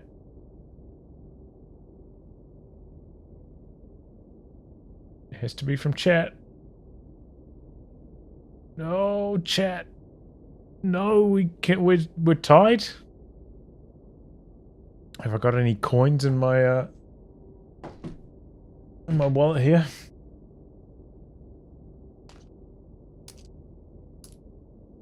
I do. All right. Here we go, chat. We're going to flip a coin. Heads is going to be 1. Tails. It's going to be 2. 2. Now, you can't bribe me. You cannot bribe me. I know that you're tails. And that means you're going for tails, which is also 2. By coincidence. That's just a coincidence. It's just a coincidence, right? We're going to flip the coin, and that's going to be the decider, like the devs of the Stanley Parable intend it to be, alright? Here we go. Oh, that was a trash flip. That landed on my keyboard. I'm going to flip it again. Here it goes, chat.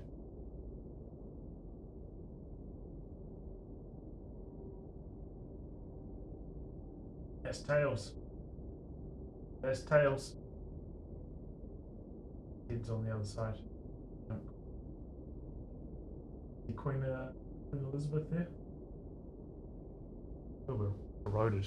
But it's tails. It's 2. We're going up the stairs, chat. If just one more person voted vent, we could have gone into the vent, but you left it up to chance. We're going up the stairs. Oh, you don't want to see the cool surprise I made for you? Well, fine. You're a dork anyway. I'm so a who dork. cares? We're a dork. 2 voters. You better have a word with this narrator, alright? You message him on Twitter. He seems to be on Twitter. You message him and sells him 2 people who like tails are not dorks.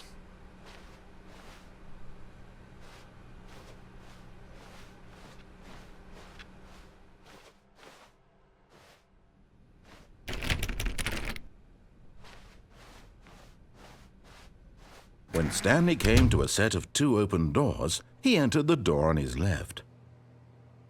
We back to this again?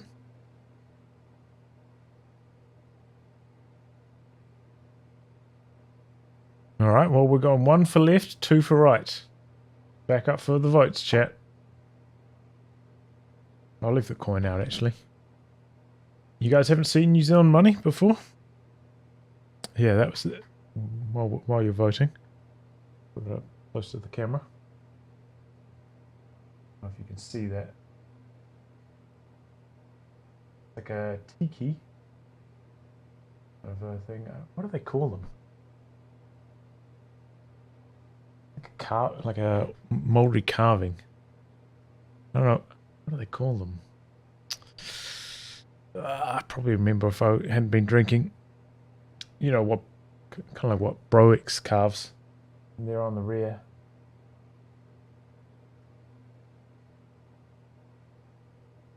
The Queen. Its heads.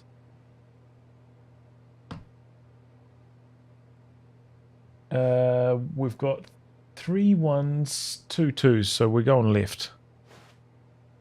That's 20 cents New Zealand, which is about 15 US cents at the moment, something like that. Probably like 13 US cents.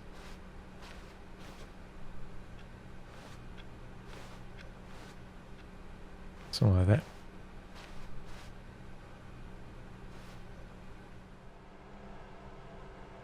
Yet there was not a single person here either. Feeling a wave of disbelief, Stanley decided to go up to his boss's office, hoping he might find an answer there. Oh no, no, not again. I won't be part of this. I'm not going to encourage you. I'm not going to say anything at all. I'm just going to be patient and wait for you to finish whatever it is you enjoy doing so much in this room. Please take your time. What do you guys enjoy doing in the broom closet, chat? Hey? What do you think this narrator thinks that you guys do in the broom closet? Get cleaning supplies, of course. What? Get your mind out of the gutter, alright? We need to get this. And we need to get some supplies to wash these dirty floors with, alright? These floors are almost as dirty as your minds. And they need cleaning. Like, look at this. This is disgusting.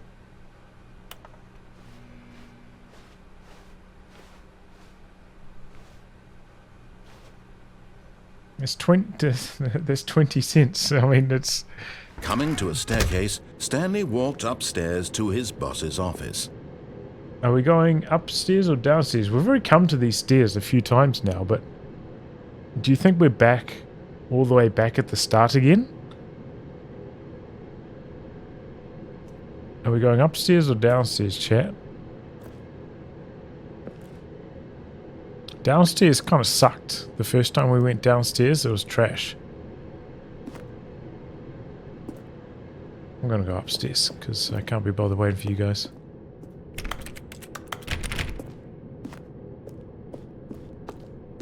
Can we go into the toilet? We could go into the toilet again. Last time we came upstairs, we could not go into the toilet. Better wash our hands. You know, gotta worry about COVID and whatnot. All clean.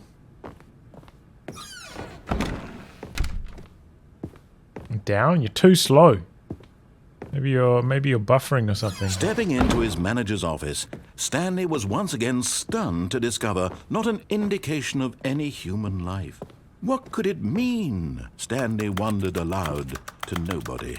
He began wildly tearing through papers on the boss's desk, pulling books off the shelf, looking behind paintings, desperate for clues to his situation. Looking behind but his attention was paintings. caught by a keypad behind the boss's desk. What could its purpose be? In fact, this keypad guarded the terrible secret that lay buried below his feet. And so the boss had assigned it an extra secret PIN number, 2845. It's the same But as it of was course, before. Stanley couldn't possibly have known this.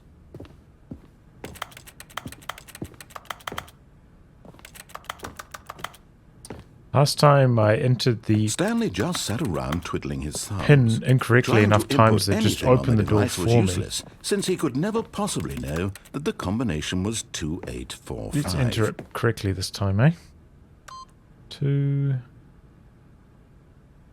8, 2845.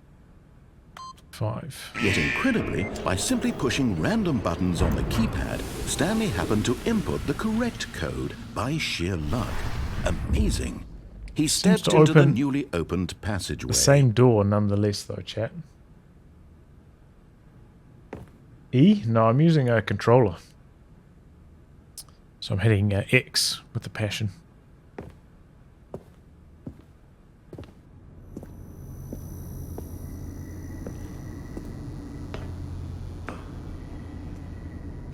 There's the down button. We went down last time.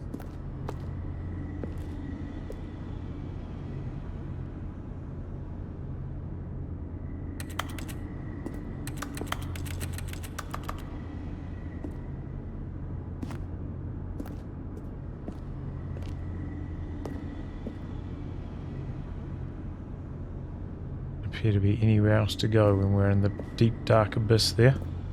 There might be like a hidden secret back there. Not that I can see, at least.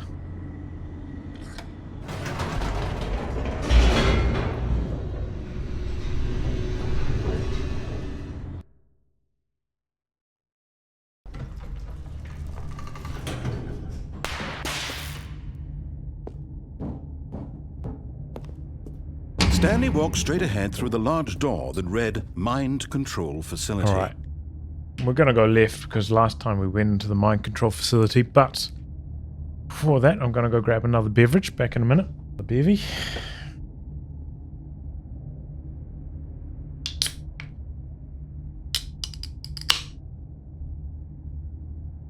Into the beers now. We're drinking electric dry hop acid test.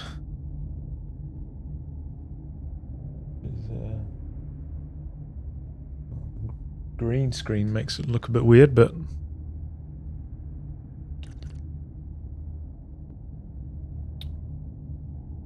that's a very unusual beverage. It's a beer. It doesn't taste like a beer. It almost tastes a bit more like a meat.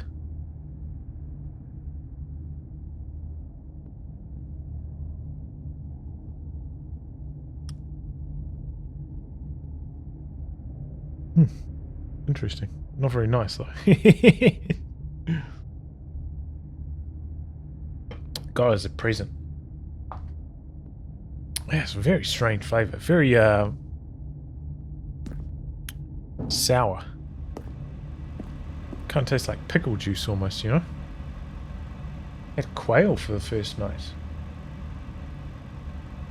Meat is thick, though? No, I've had just like meat that tastes like general any other beverage, you know, like in terms of thickness. Although this passageway had the word escape written on it, the truth was that at the end of this hall, Stanley would meet his violent death. A violent death? I don't like the sound of that, chat.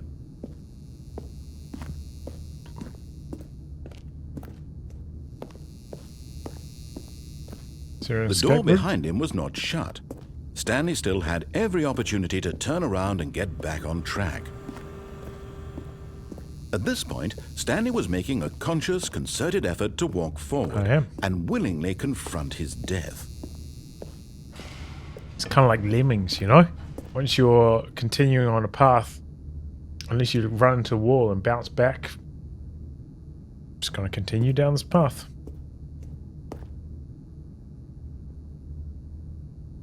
Does anybody remember lemmings, or am I just like an old man? Here we go.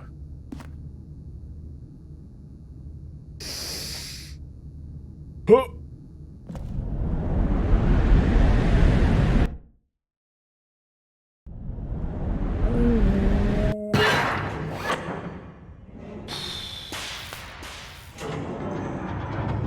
alive, As the chat. machine whirred into motion and Stanley was inched closer and closer to his demise, he reflected that his life had been of no consequence whatsoever. Stanley can't see the bigger picture. He doesn't know the real story, Oh, shit, I'm trapped gonna die if I forever don't in his jump off. narrow vision of what this world is.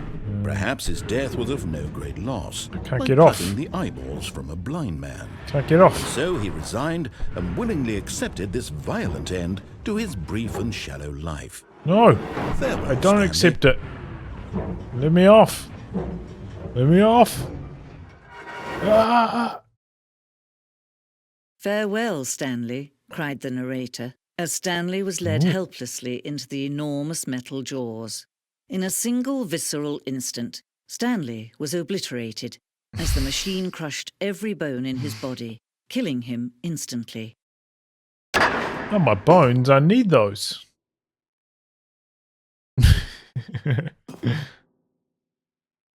Now we got a female narrator, chat. You guys getting stiff nips? Stanley Parable. And yet it would be just a few minutes before Stanley would restart the game, back in his office, as alive as ever. What exactly did the narrator think he was going to accomplish? That foolish narrator.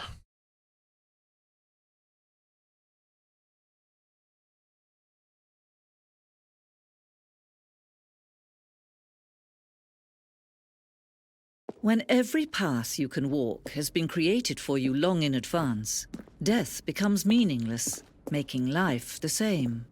Do you see now? Do you see that Stanley was already dead from the moment he hit start? Well, as we have previously, time to admire the art. Huzzah lady narration is better. You like? She's got a bit of attitude.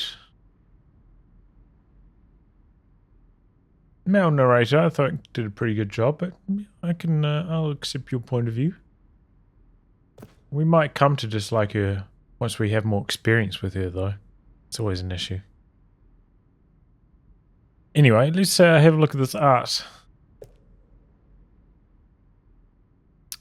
This kind of looks more like a picture that's been had like a Photoshop filter applied to it or something, you know, like a oil painting filter applied to it. Trash. Do look quite like that cloud up in the right corner, though. I appreciate that. Ooh, this one here speaks to me, chat. What do you think about this, eh? Very calming. Actually, it reminds me a little bit of when I was in Denmark.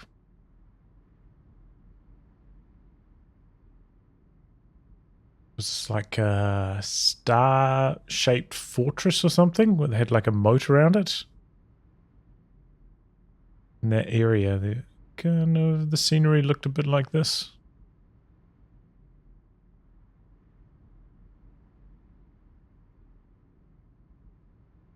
This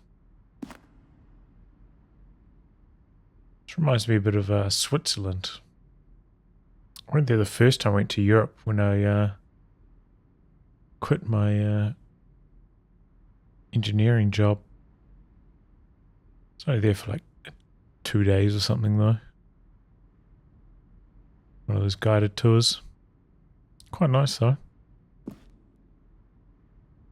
Where did I go? I went up the like Jungfrau or something. Some kind of mountain that had like a I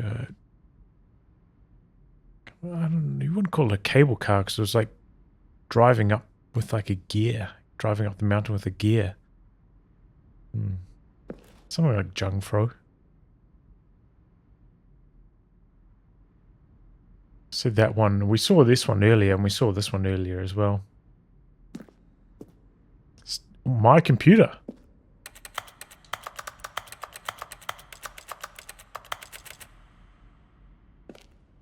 Office layout.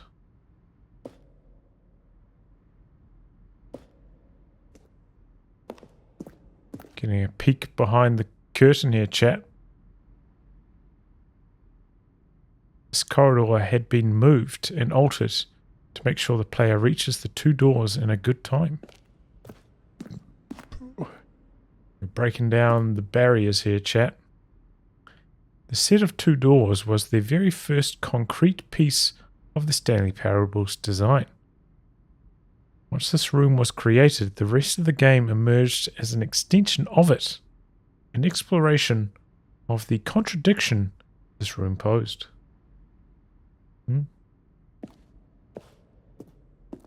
The office.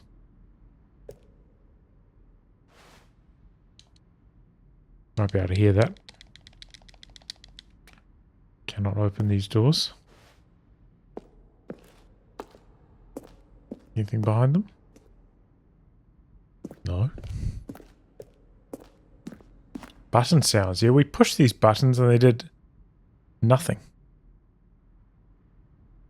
Let's try them again, eh? I don't remember that. I don't think I ever heard that sound before.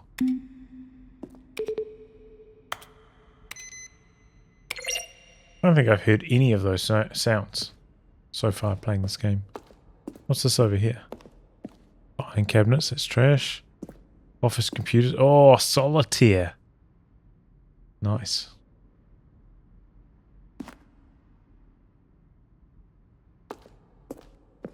Oh, credits. Well, we'll go left.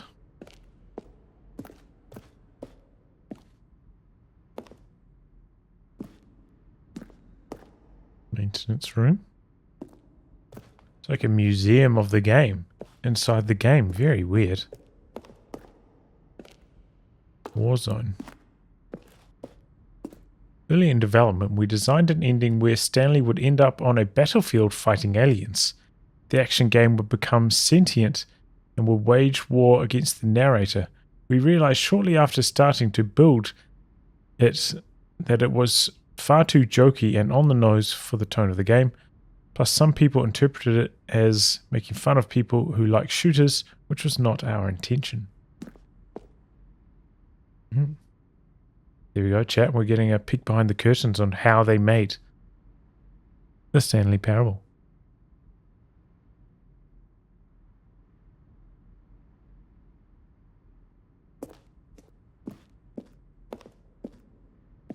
Ultra Deluxe announcements.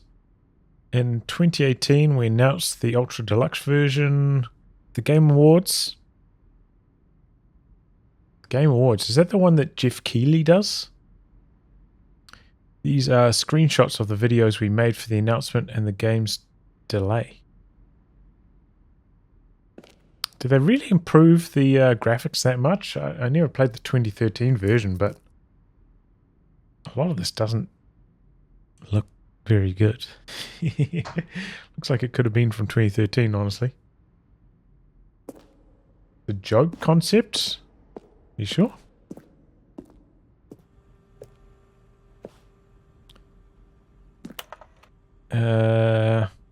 Narrator emails. After the second trailer we sent out, we asked people to email the narrator for questions.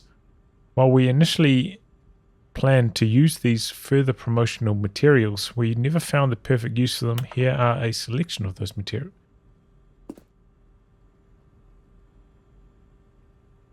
So it's a spam email.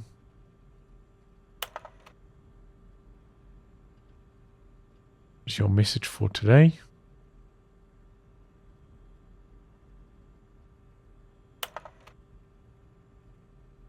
There's a skeleton inside of you. There are more skeletons in this world than humans. Good point. Okay.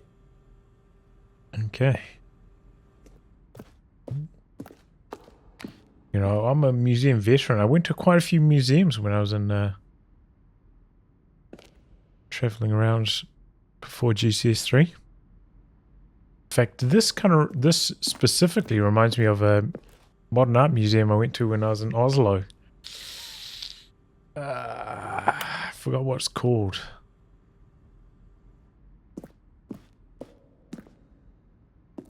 But it was upstairs in that museum. They had a projector in a room that looked very much like that. It's down by the waterfront. Apparently it's quite a new museum as well. The cargo lift. The second version is functionally the same as what's in the final game, but we wanted it to look more like a place where cargo was actually stored.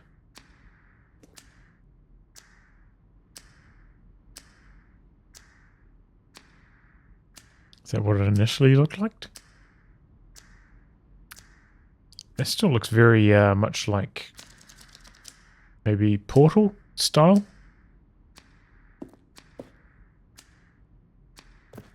Cargo lift was always intended to offer the choice of staying on or jumping to a different path. However, after this early version, we decided we also wanted the option of the player falling to their death. Yeah, I did do that. I did fall to my death. Hold on. There's a whole nother room in here. There's a lot of stuff in this. Maintenance layout. So it's like the basic layout of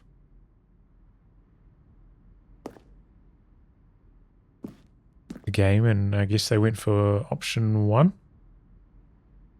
It's a simple layout.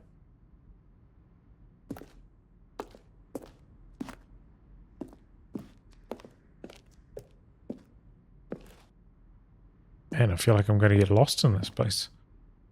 Zending levers.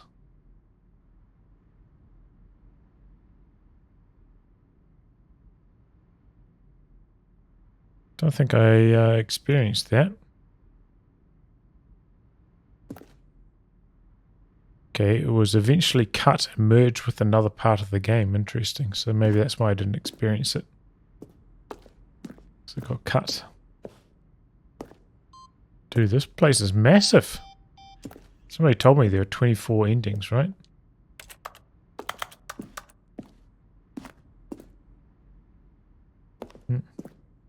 That looks like that might be the end. We'll explore around the rest of the museum first. While we're here. Office clock. It's interesting. At the start of the game, they make you input the time, like the local time where you live. But as far as I see, I don't think any of the clocks, I've been checking the clocks. None of them have actually said the time that I entered.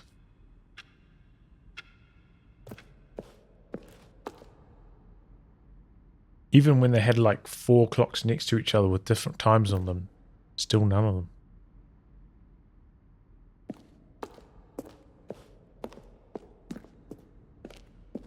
Now look.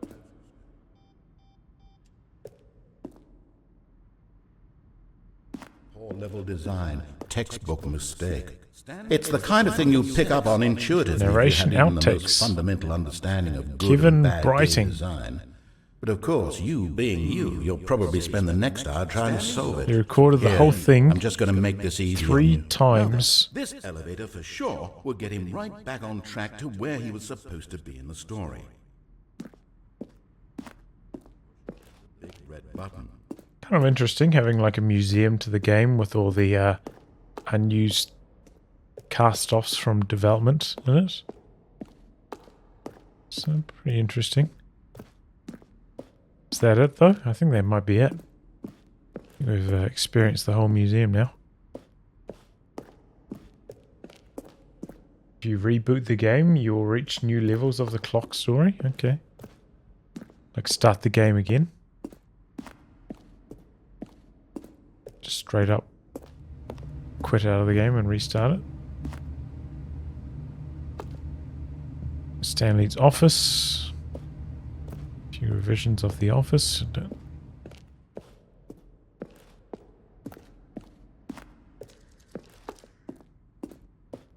of want to do the whole game today if possible. Got a bit of artwork here. Freedom ending. Oh, I did the freedom ending already.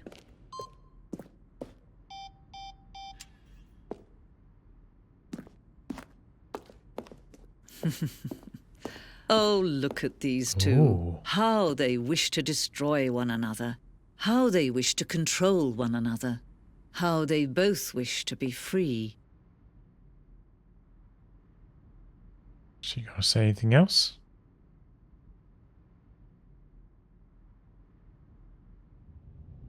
No. Can you see? Can you Yes. see how much they need one another? No, perhaps not. Sometimes these things cannot be seen. But listen to me. You can still save these two. You can stop the program before they both fail. Push escape and press quit. There's no other way to beat this game. As long as you move forward, you'll be walking someone else's path. Stop now and it'll be your only true choice. Whatever you do, choose it. Don't let time choose for you. Don't let I let time choose for me.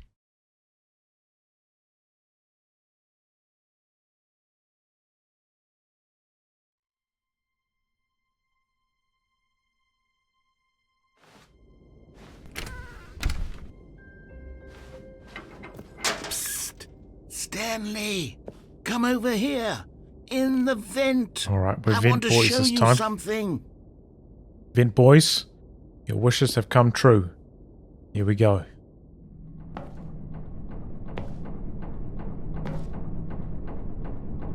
If I let go of the crouch key, I can't stand up in this section of the vent. Just in case you guys were wondering.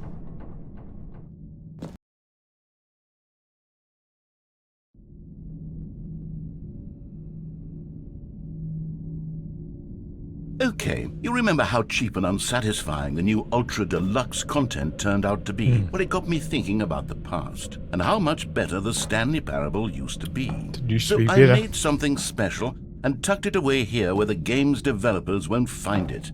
Just our little secret. That's Take a nice of look. old Kevan. Was that his name? Kevan? Kevan? Thanks, mate. Oh, it looks like something out of Tomb Raider. Frame rate here seems to be atrocious, though. Can you see how like stuttery that is? Got 5900X, by the way. I call it the memory zone. It's where I've been storing all my favorite memories so I can relive the peak experiences of my life whenever I want. Experiences like the launch of the Stanley Parable on PC. What do you guys reckon? You guys enjoy this zone?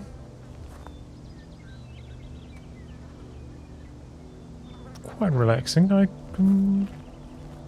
like it. We're on rails though. We can't really go anywhere. Maybe if I had jump, but I screwed that up somehow, so I can't jump.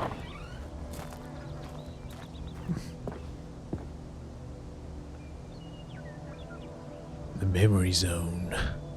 Ooh, what are you going to remember? Don't forget.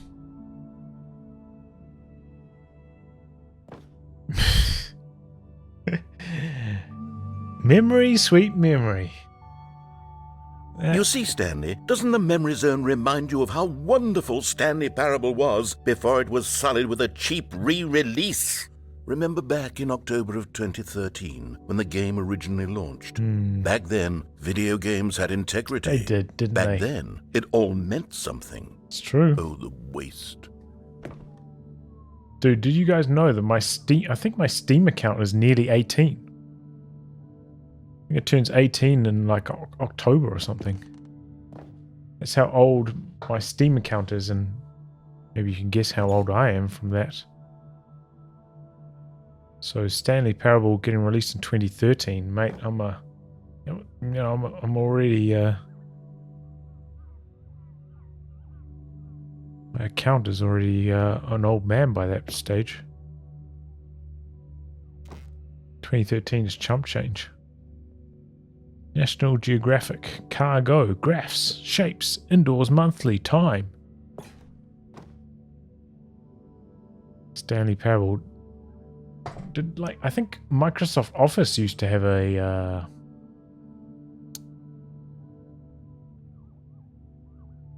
box like this, right? You made your account with 1.6? Yeah, me too, I think. I think I made my account like 3 months after Steam got launched. Trying to play Counter-Strike. Might have even been 1.5 back then, right? It might have even been 1.4 back then. Actually, now that I think about it.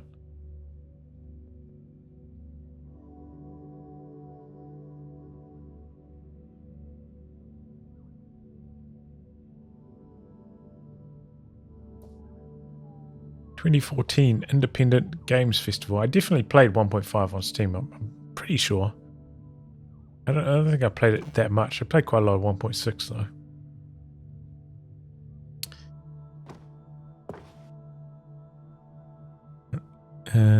British Academy of Film and Television Arts.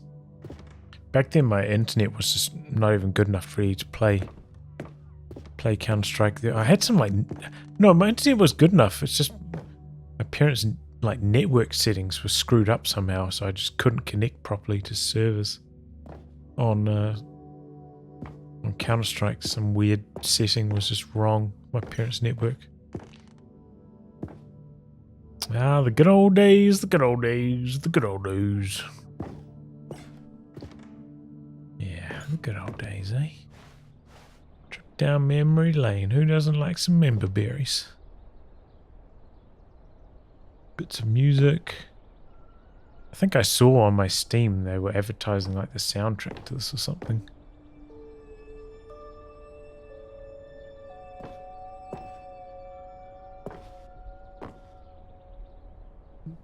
Go outside. Do not play for 5 years. Unachievable. It is impossible to get this achievement. That's something that's pretty funny about Code 2, right? There's so many achievements that you can't complete in Company of Heroes 2 because they got removed from the game. Just impossible to complete. And sometimes you see some poor souls trying to get 100% on Code 2, but it's just impossible. Suckers. Achievements are for chumps, man. Achievements in games are for chumps. That's my opinion. Waste of time.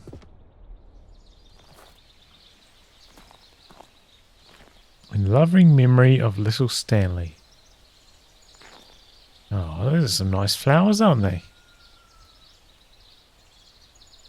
Very two-dimensional. But quite pretty.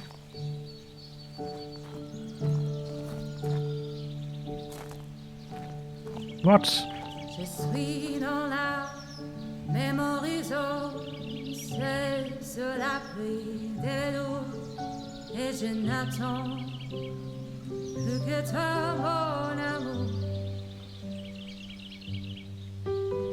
C'est là, dans la mémorisation, où je me remémore les jours. Is this in French? Où je t'ai rencontré, mon amour.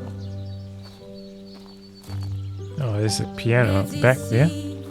Oh, this tree. And over here is where I keep reviews of the Stanley Parable. Oh. Like this stunning triumph of games journalism. 10 out of 10 from Destructoid.com. James Stephanie Sterling writes, and I quote, "Where so many games that aspire to be more than games end up less than any form of art, Stanley Parable strives and then succeeds to be every game ever created." Did you hear that, Stanley? Every game ever created. That's how grand and all-encompassing the original Stanley Parable was. It was literally every game ever created. It was Skyrim. It was Persona 3. It was all of them. And now, it's nothing. It's no games at all. It isn't even the Stanley Parable anymore. It's just a husk now. A lifeless husk with an hour of new elevator content. It's not Company of Heroes 2, I'll tell you that much, mate.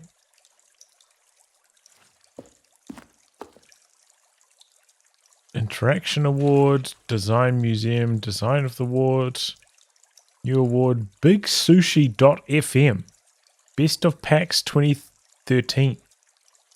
You guys know BigSushi.fm. That is the most popular website in the world. Move over Google, bigsushi.fm. That is the tippy top of websites. And they gave their award to this game. It must be a great game. Has to be. Oh shit, chat, here we go. Alright, 1 for downstairs, 2 for upstairs. Here we go, chat. 1 for downstairs, 2 for upstairs. Vote now.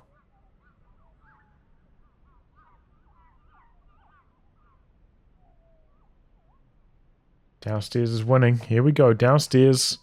Downstairs. Downstairs. Oof, downstairs. Upstairs people. You gotta fight back here. No, you can't fight back. That's unrecoverable lead for downstairs. Here we go. Memory zone maintenance.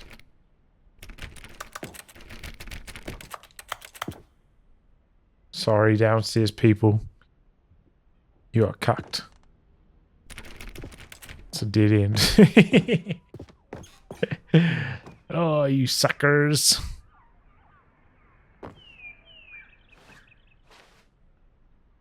Person of the year. See that, chat? They say that's person of the year. It's not me. Because they're not bored. I am not the person of the year. I am heartbroken by that.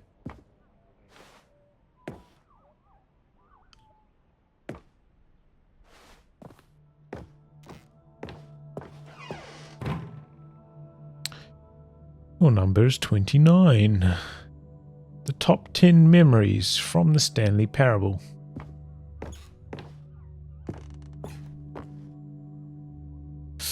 What's that? Is that a Mustang? Is that chat? Is like a 68?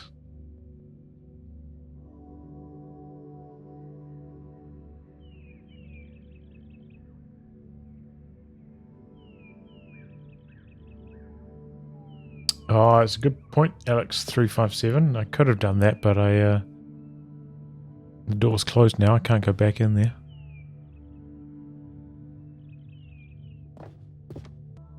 The end is never.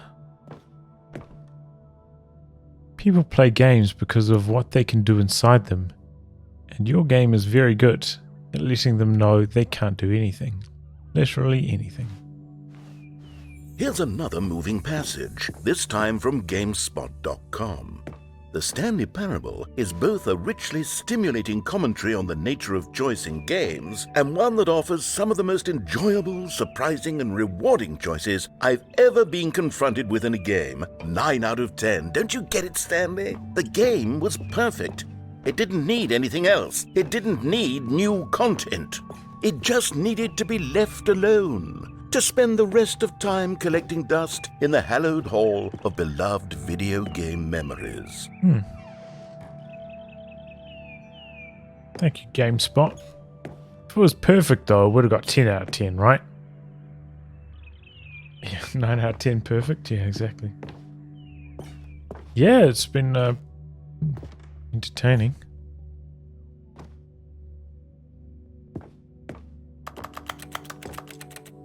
Stanley Parable.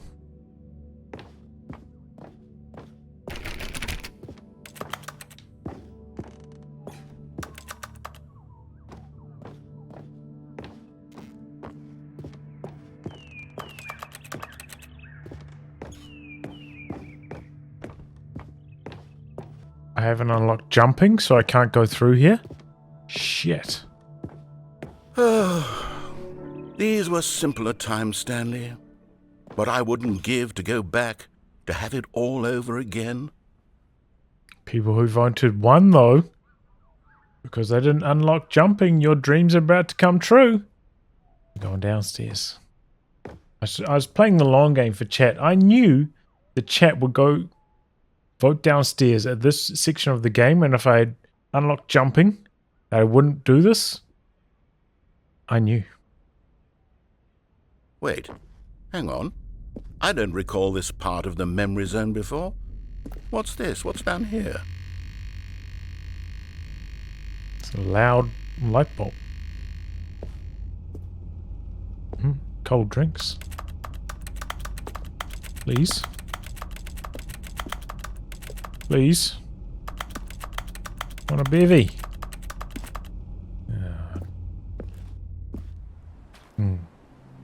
Oh no. Oh God, no. Stanley, it's a collection of reviews from Steam, the online video game distributor. I haven't looked at these in years. I can't even imagine what's been collecting down here. Yeah. Surely these reviews were glowing as well, weren't they? Weren't they? If I had jumping, maybe I could jump over there, but I don't. Thumbs down.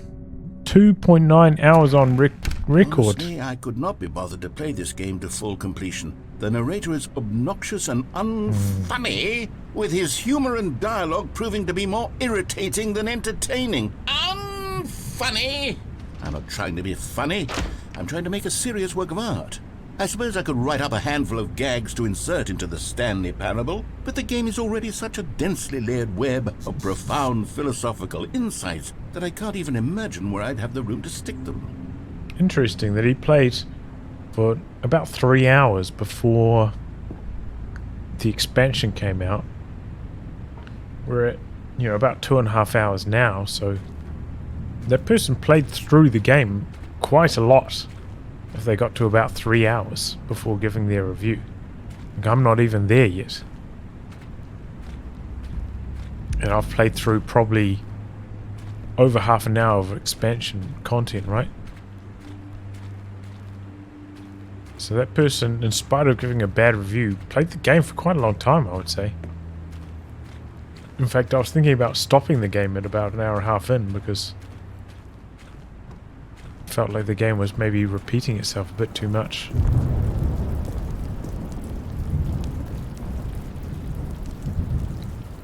Source engine still looks good? Really? Okay, let's see what this one says. While the idea for the game is good, for someone who prefers non-linear games, this preachiness gets annoying fast. Preachy? Stanley? I'm not preachy, am I? You can tell me if I'm preachy. Honestly, you can. Oh, goodness. This is actually quite shocking for me. To be honest, I had always thought of the game's dialogue as being rather terse to begin with. You can't know how much fluff I cut from the game to get it to feel as light and airy as it... Well, I always thought it did. But maybe it wasn't. People in chat said... What an awful memory to have to hold on to. These black marks are my otherwise unimpeachable track record. I feel like a failure. Like I let these people down. Perhaps the Stanley Parable isn't quite as sterling as I always remembered. People in chat said they want the female narrator, right? They want some soft, seductive whisperings into their ear. Ooh, from the female narrator. It's nothing personal, mate. Kevin.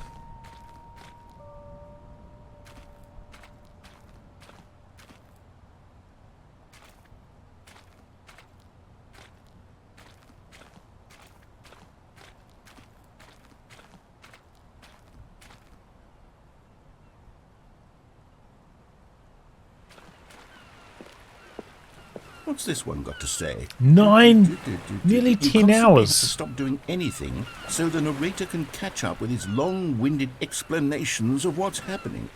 I wish there was a skip button. A skip button? Well, yes.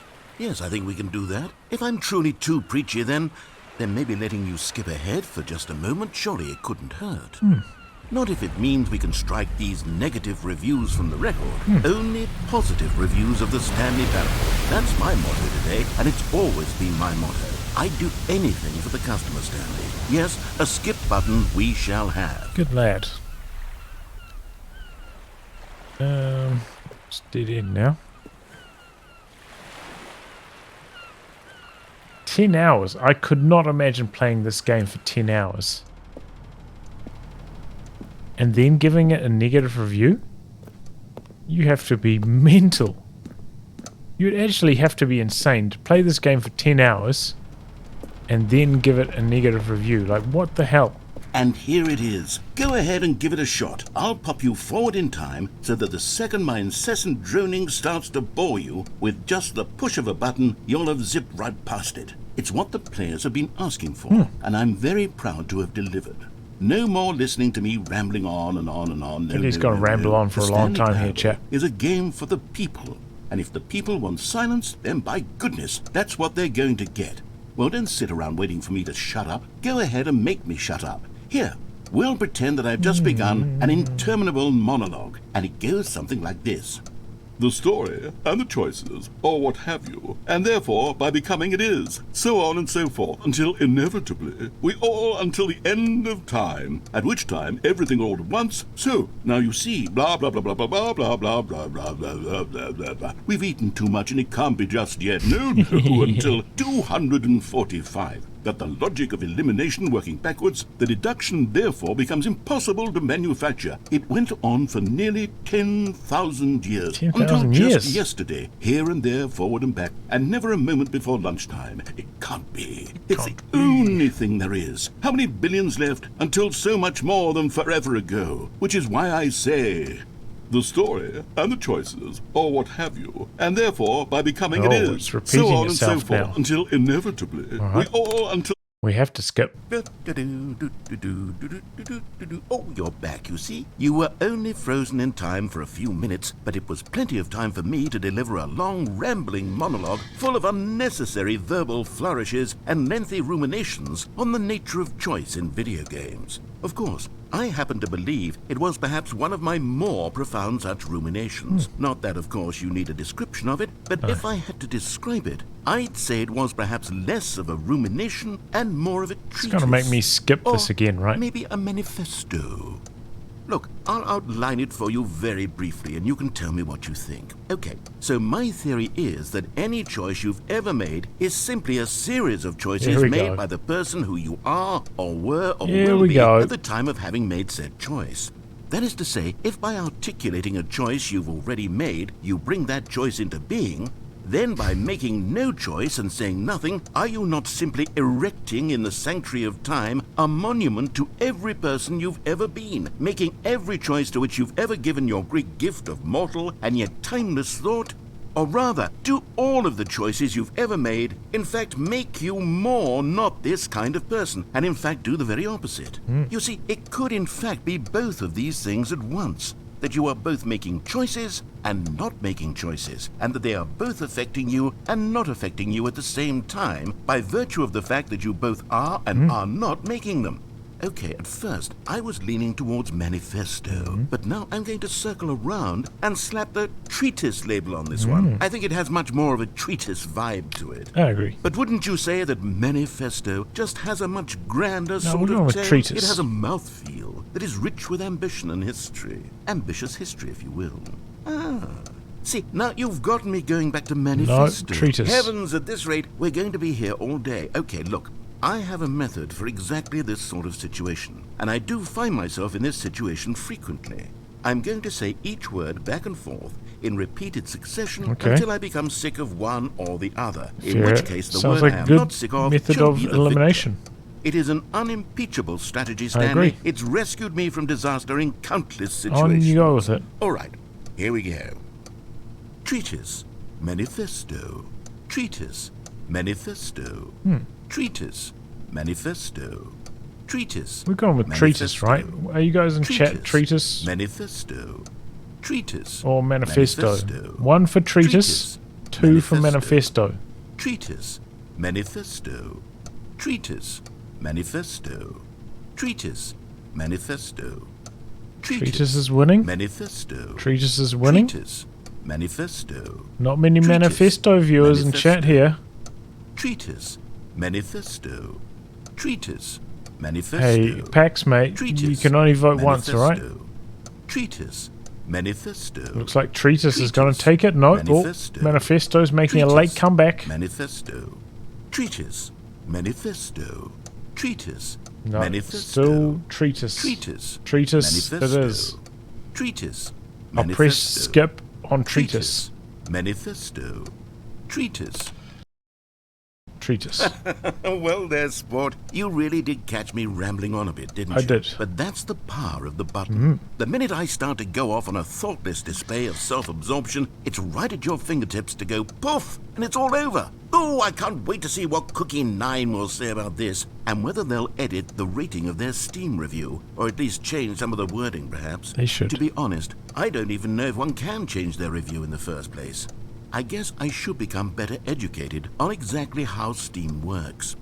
Perhaps that would have been the smart thing to check on before I went about this whole exercise of making the skip button. Good point. Although I have to imagine that after seeing this exciting new technology at work, surely whoever it is runs Steam will instantly run out and implement a new feature to make it possible to edit one's review. Good point. Merely because of this very situation. Yes, I think that's quite likely. Or perhaps they'll simply grant this particular user the ability to change their review, so that the feature is not widely abused. Look, I would even be okay with Steam altering this particular review so that it reads as something more beneficial. Something along the lines of, this game is the best game. Let me start over. How about this? From the ashes of depravity rises the phoenix of quality. How else to describe the Stanley Parable Ultra Deluxe? Such a revolutionary step forward in the lineage of one of the most beloved video game properties of all time. The additions and changes made to this expansion will surely resonate in the annals of the history of all media ever made. It is perhaps true to say that no mistakes are forever etched in stone, for the stone into which the Stanley Parable was carved has itself been transmuted, offering a message of hope to those who have ever erred in their judgment. You are not beyond redemption. You may change, and you may become more, so much more than you were before. If there is any message to be taken from the Stanley Parable Ultra Deluxe, it is this. What a fortune, a privilege, a joy it is to have had such an experience. It leaves me hopeful that as a community, as a world, there is time for us to become our greatest selves, as great as we ever could dream of in our wildest, most ambitious visions for a brighter future. Wow. Now, Stanley, that's a review. I agree. It's perfect. That is a perfect it's review. The perfect review. It's the review I've always dreamed of receiving. I have to read it again. It's simply too wonderful. I have to experience this just one more time. From the ashes of depravity rises the phoenix of quality. How Manifesto else has to describe the Unabomber Stanley vibes? That's a Parable good point. Ultra Deluxe? Such a You do not know the revolutionary meaning step of forward in the treatise and lineage of one of the most manifesto? Well, beloved video game properties out of that all dictionary time. off The the additions thesaurus, and mate. changes made to this expansion will surely resonate in the annals of... Okay, welcome back, Stanley. Now, I should say that the amount of time the button has been skipping through is becoming longer and longer. That last one was, well, I want to say maybe 30, 45 minutes? 30 minutes. It's not unendurable by any means, but there's really only so much I can ramble on to myself about. I know, it's shocking, isn't it? Is But it? at any Really? rate, I do suggest that we not press the button again. I think the skip button has been aptly demonstrated, and we can say goodbye to it and just... Wait, how do we get out of here? That's a good point. Where did the door go? Wasn't there a door that led into this room? I do feel quite certain that there was one here before. How else would we have gotten into the room in the first place? I don't think one can enter a room without a door of some sort, or a window or something like that. Do you see a window anywhere? A porthole? A sufficiently large crack in the wall? I'll take any of these. All I want is for us to move on and to please step away from the skip button, to go anywhere other than the skip button. There was a door here before, wasn't there? I swear there was. Where did it go? Can you maybe just ram your way through a wall? That's good. Is there any possibility that you could, say, slam your body into Give the it a wall ram. until enough damage Here is we go, done ramming for you speed to chat. be able to leave? Please, I'll take any option at all. I'm asking you to work with me here. We need a door. We need a door of some kind. I can work with any kind of door as long as it can open and lead from one room to another. I'm going to step away for just a moment, and I'm going to try to find us a door. I don't know how exactly to remove a door and place it in a different wall, but I will find a way, I promise. I trust the narrator. You just need to not do anything. All right. Don't press the skip button. Please, please, please I do won't. not press the skip button. Just wait here for me, and don't press the skip button. I will not. Got it? Yes. I won't. Good. I I'll won't. be right back. He's going to be back, chat. 2 hours 49 minutes so far into the stream. Let's see how long it takes for him to come back.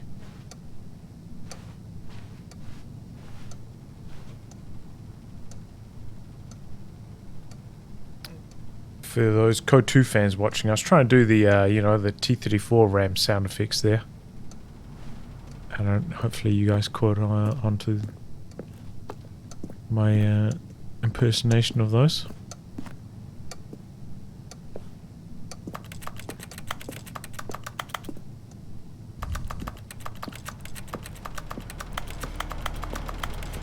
I remember watching a video on like one of FromSoft's old games. They're the guys who make Dark Souls and stuff, you know?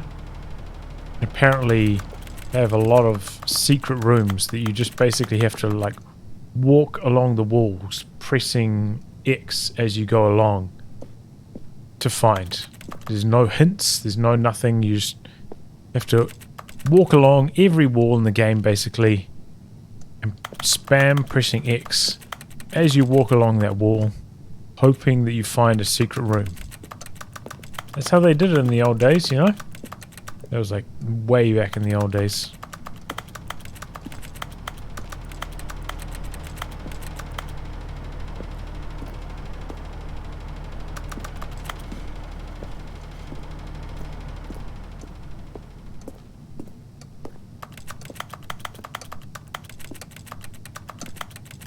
So 2 minutes in with no resolution yet.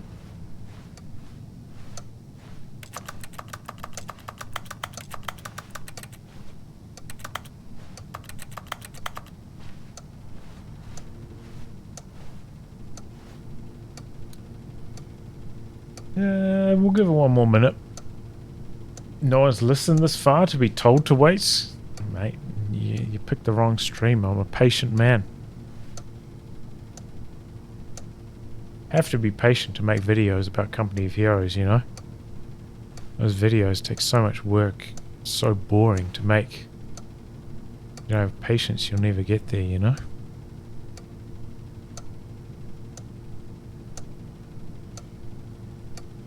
Alright. 20 seconds to go, chat, and then I'm pushing the button. 15. 10, 9, 8, 7, 6, 5, 4, 3, 2, 1. Stanley, please don't push the button again. It's been 12 hours. You've just been frozen there. I don't know why the skips are getting longer, but they're really, truly getting longer, and my God, there's no way out of the room. Stanley, the door is gone. It's completely gone. Oh no. I've looked at it from every angle. I've checked every one of those walls 1,000 times, and there's no door, Stanley. Oh, no. There's no door. There's just you and the button, and if you keep pressing it, I have no idea what will happen. I have no idea how long I'll be made to sit here, and more than anything else, I don't know how to stop you from pressing the button again. I can't control anything in this room, Stanley. See what he has to say, eh? And I have to believe, I have to know that sooner or later, no matter how much I plead with you, you're going to press the button will. again. Why would you? You're right. I've been thinking, and I don't know what I can do to convince you otherwise. Oh my God. And it's all because of those reviews. Never listen to the Those reviews. that I couldn't get out of my head. I just couldn't ignore the negative feedback. Why was it so important for me to fix the problem? Why did Cookie Nine's opinion matter so much to me? I've never even met Cookie Nine. I have Sounds like a no bitch. idea who they are. What would it ever really matter? But here I am. I'm fixating on every tiny negative thing that anyone ever says about me. The merest mention of one of my imperfections, and I become as impetulant as a child. Wild and impulsive. I can't help myself. I can't stop myself from lashing out with a vengeful fury to alter and to change and to break anything unbroken, if only it pleases this one person who made a single negative comment. What does such an impulse serve? For whose benefit is this?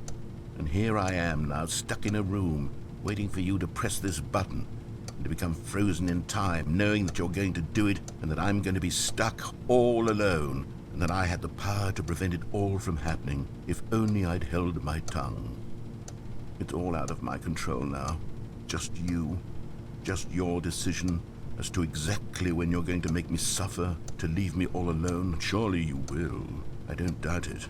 Surely you'll press that button again, leaving me here. And surely you'll put your own desire to see what's next ahead of my need for company, for companionship. Surely you'll not be moved by my howls of fitful anxiety, that you sit with me and just stay here. Oh, no, no, no, I know you too well. You'll be leaving me oh, my God.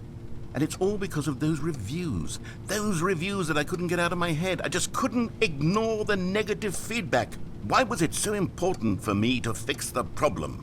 Why did Cookie Nine's opinion matter so much to me? I've never even met Cookie Nine. I have no idea who they are. What would it ever really matter? But here I am. I'm fixating on every tiny negative thing that anyone ever says about me. The merest mention of one of my imperfections, and I become as impetulant as a child, wild and impulsive. I can't help myself. I can't stop myself from lashing out with a vengeful fury, to alter and to change and to break anything unbroken, if only it pleases this one person who made a single negative comment. What does such an impulse You guys getting dizzy in chat? For whose benefit is this? And here I am now, stuck in a room. Oh, Stanley, you're back. You're back. I'm back. Oh, my goodness. I have someone to talk to again. Stanley, I think it's been a week. Or 2 weeks. I've been sitting here all that time. Just Plants sitting died, here. chat. Not a single person to speak with. And you'd think that that's just how it's always been, right? Me talking and you saying nothing. Would you think that it's exactly the same as always? Doesn't that feel like what we've already been doing? Me just talking? But it isn't, Stanley. It isn't the same at all. It isn't even close. Because I know you can't hear me once you push that button. That's what I'm realizing now, Stanley. I'm realizing that I needed to know that someone was listening. I needed there to be a vessel through which my words were moving. It was the vessel I needed, Stanley. Not the outcomes, not the story. None of that matters anymore. I'll give it all up. I'll give up every branching path. I'll burn my story to the ground. One single thing I need, and God, I can see now that I need it more than anything, is to know that someone else is taking it in. These words that I'm saying, I need to know you can hear me. Because maybe, Stanley, maybe, if you can hear me, then maybe it means I'm real. Maybe I'm not just a fiction. Was I scared of that all along? Perhaps, yes.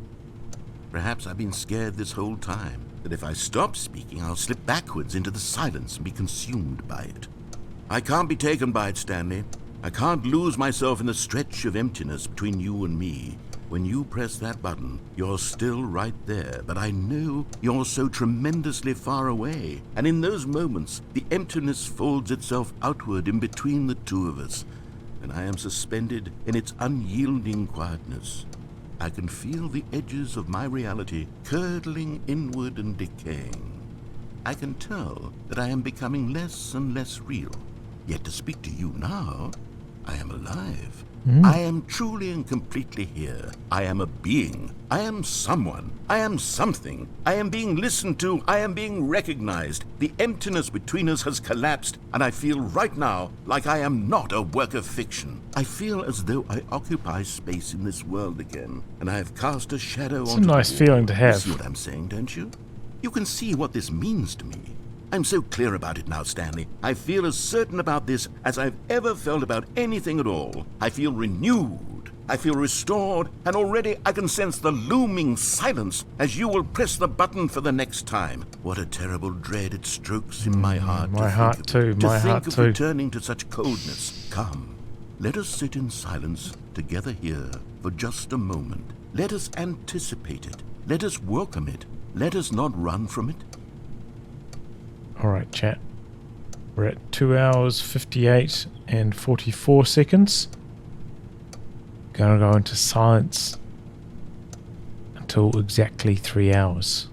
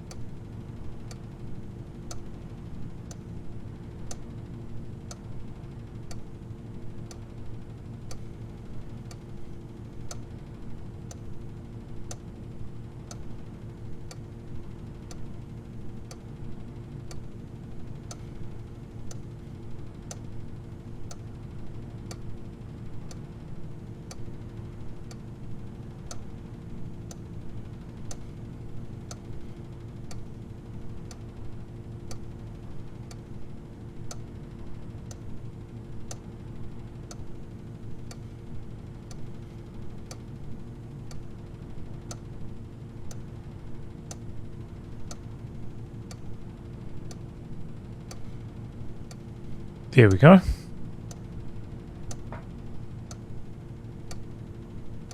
You'll do it. You'll make tea silently, out of respect. Well done, Alex.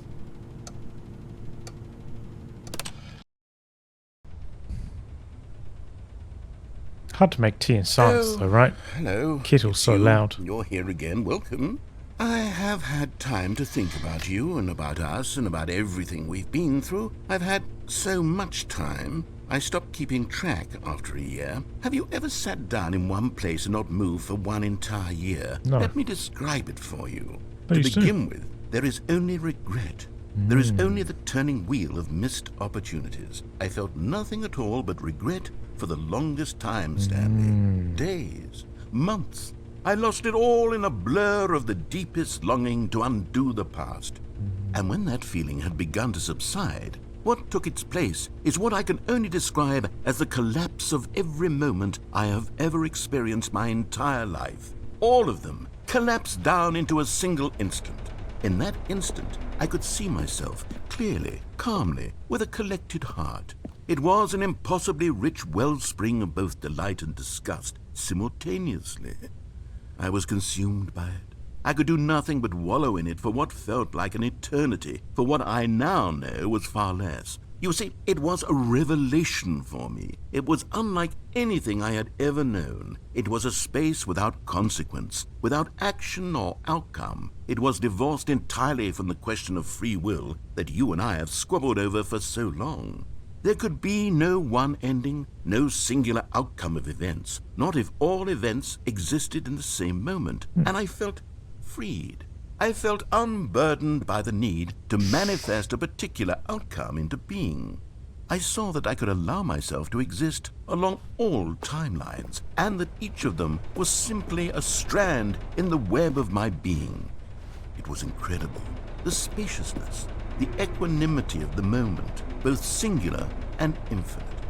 For the longest time, this was my experience. And then this moment passed, and the most unyielding fear I have ever known crept into my mind. And it is this sensation that I have been experiencing now for longer than I could have ever expected was possible. I have been waiting for you. Not that you might save me or do something to fix it, but merely to state for you the plain fact of this manner of existence. I wish you to feel afraid as I do, that perhaps one day this state of mind will consume you as well. Perhaps you will somehow, in some way, have to live as I do now, and I wish for you to know how excruciating it is, and for you to be in true terror of its eventual arrival. If I can only do this, only this one thing, perhaps it will bring me the smallest moment of peace in the darkness.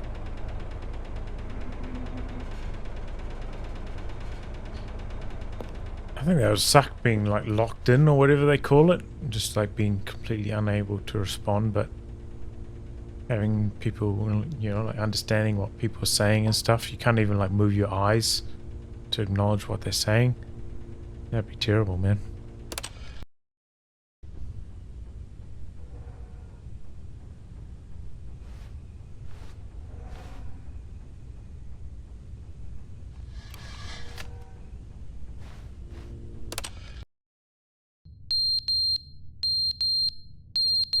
Oh shit, smoke alarm's going off, chat.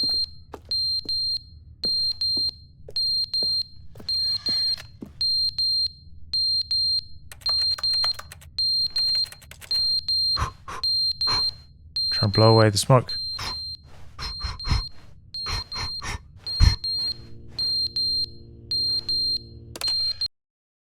But they didn't understand the game was never meant to be funny. It was meant to have a point. It was meant to speak to the human condition. But where are the jokes? Where are the jokes? They bemoaned, they screamed, they gnashed their teeth and said, "Entertain us." It wasn't enough. They had to leave a pathetic little thumbs-down review and make all of their pitiful demands. But then, "He's talking too much," they said. First,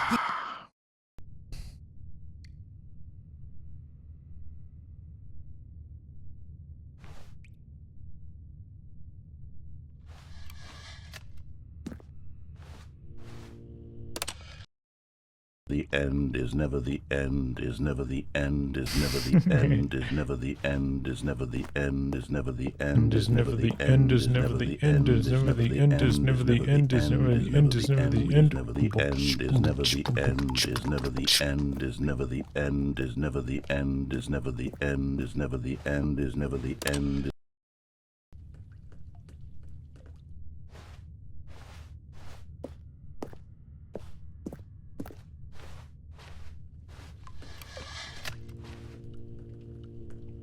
What happens if we just stand here?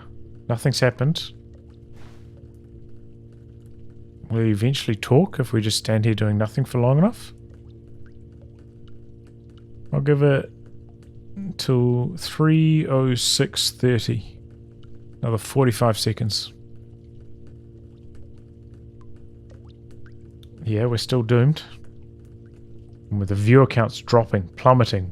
Lost about half our viewers since we've been in the skip room.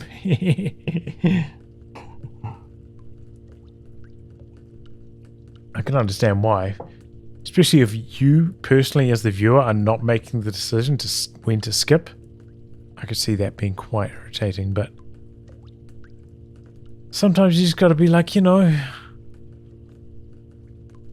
I'm there for the ride. May be very unsatisfactory, but it's life sometimes, you know?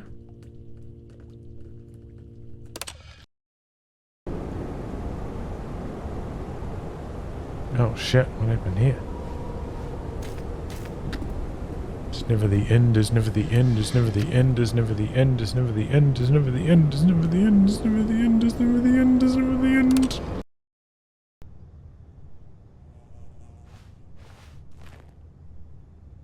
It's looking kind of nice and sunny out there, chat. Can I do anything with this old ladder over here? Maybe I can boost my way out of here. That'd be nice.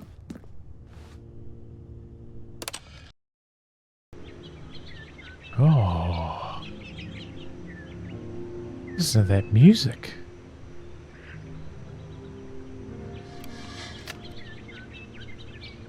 Combined with the bird sounds.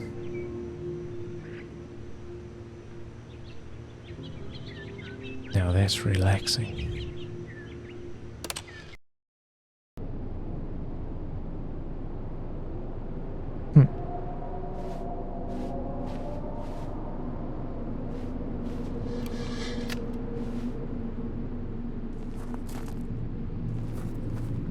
Still got the ladder back there. It's my plan B, chat. The ladder.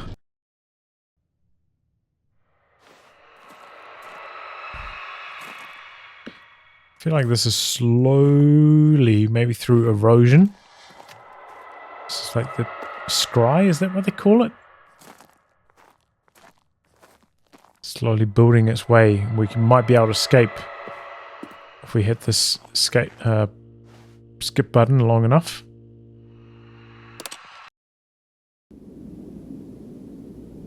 Oh no! The skip button's broken, chat. Ah, but we don't need to come out this way. We can come out this way. Oh shit! We're in the desert, chat.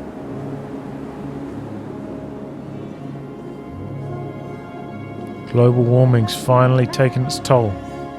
Can't even climb on top of this? That's disappointing.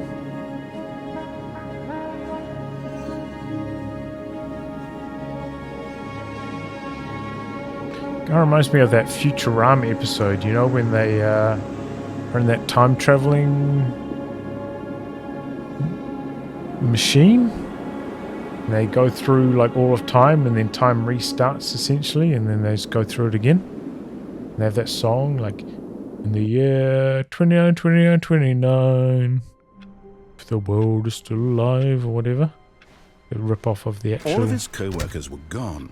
What song. could it mean? Stanley decided to go to the meeting room. Perhaps he had simply missed a memo.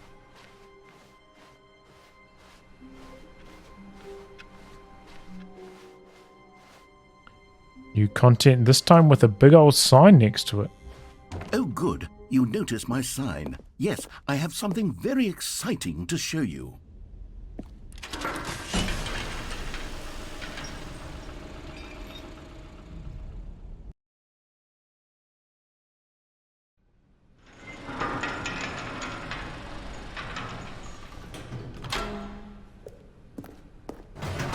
Did the new content have a big You see, sign next to it Stanley, last time? I've I don't been think so, reflecting right? on the Stanley Parable and about how roundly disappointing this ultra deluxe version has turned out to be. The Ultra Deluxe original version Stanley Parable sucks. was a landmark, and any new content for it should live up to that legacy. I agree. So forget this ultra deluxe nonsense. I say we take it one step even further. Which is why I'm very proud to announce for the first time ever the Stanley Parable 2. Hey, look at this, chat. Stanley Parable 2. Yes, you Oh, see, isn't this yeah. far superior to a measly re-release with a few Oh, minor yeah. additions? Think of all the new territory we'll cover with a fully fledged sequel. I An agree. entirely new experience, built from the ground up. Why Can we there are play so it many on this? possibilities? It could go in so many different directions. Can we play it on this? This is what fans have truly been asking for. We can play it on the telephone, you know? It's all about the phone games nowadays, right? Diablo Immortal, runaway success. Maybe we can play the Stanley Parable 2 on these rotary phones. No? Time to wake up.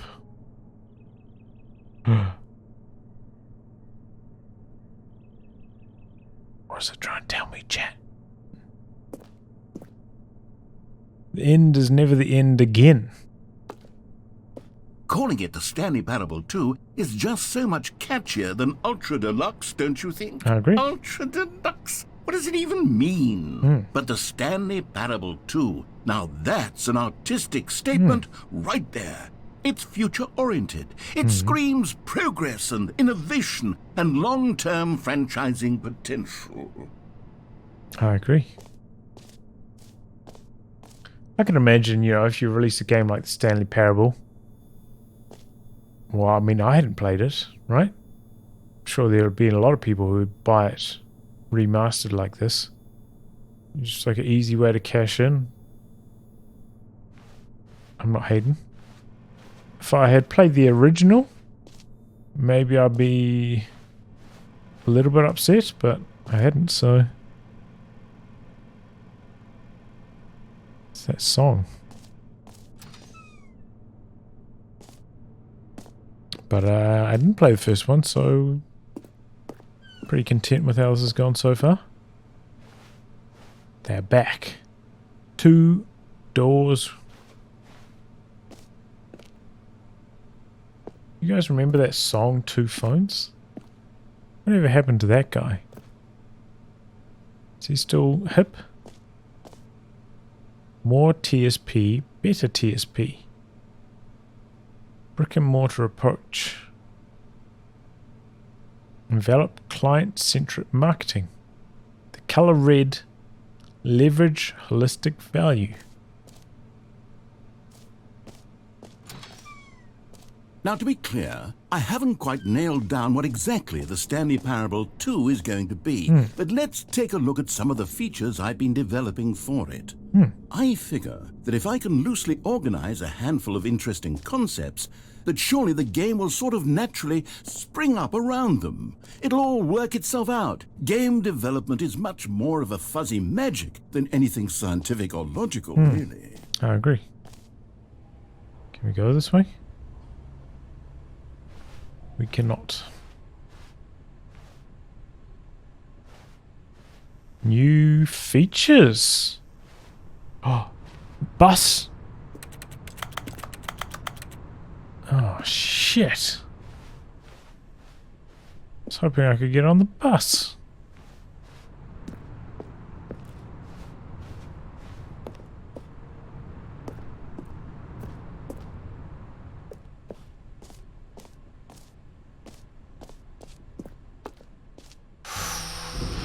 Here we are. Go on, try out some of the new features. Oh, merch. I saw the new content.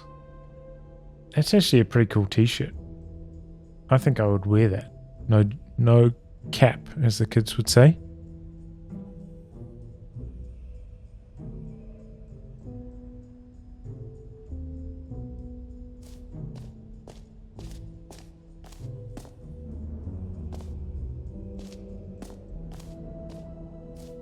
You'd wear the brain shirt? Yeah, brain shirt's nice too. A whole new office. Red is the new orange. No screenshots, chat. You see it up there? No screenshots, alright?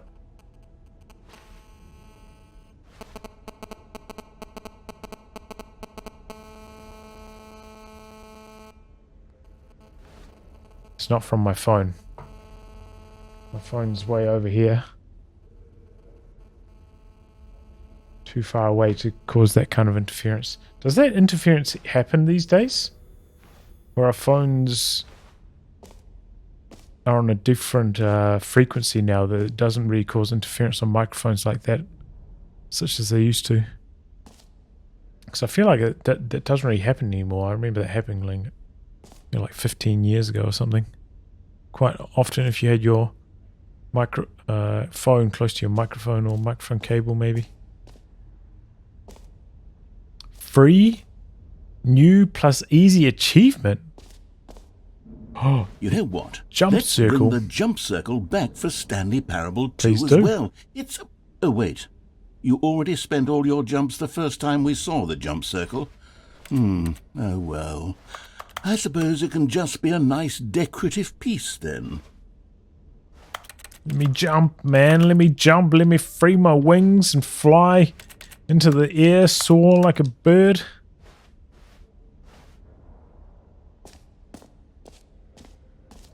What's this in here? No screenshots again, chat. Okay, I'll be honest, I haven't yet decided on this one. I think that in the new version, the office could use a bit of decoration, like balloons. But I'm undecided on Get Well Someday and Happy 12th Birthday. Which would you go with? Get Well Someday is 1. Happy 12th Birthday is 2, chat. Step-niece as well. Step-niece. 1 for Get Well Someday. 2 for Happy 12th Birthday Step-niece. Vote now. 1 is in the lead at the moment.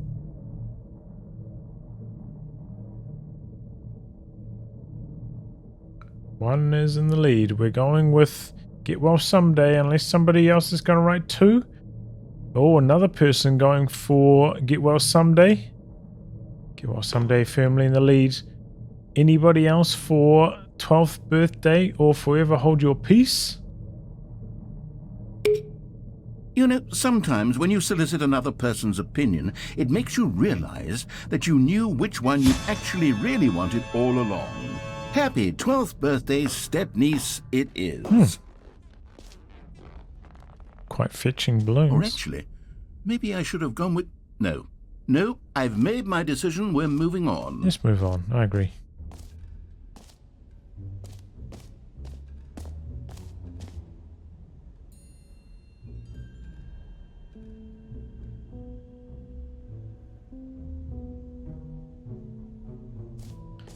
Hear your name in the game.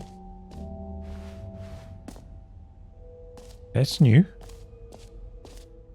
For the Stanley Parable 2, I asked myself, what do players really want? And of course, the first and most obvious answer is that they want to be individually recognized and validated as people. So with that in mind, my first addition to the game is this button which speaks the name of the person playing the game. Good feature. Isn't that wonderful? Just go with the too small button. Can't push any of them, alright? Just for decoration. You think it's going to actually say my name? Here we go, chat. Is it going to say tight rope? Tight rope. So sorry, I should have clarified. Right now, the button only says the name Jim. But of course, in the final game, this button will say your name, whatever name that is. Here, let's have you role-play as Jim to really simulate the full experience of this feature. Just play along. I promise you'll love it.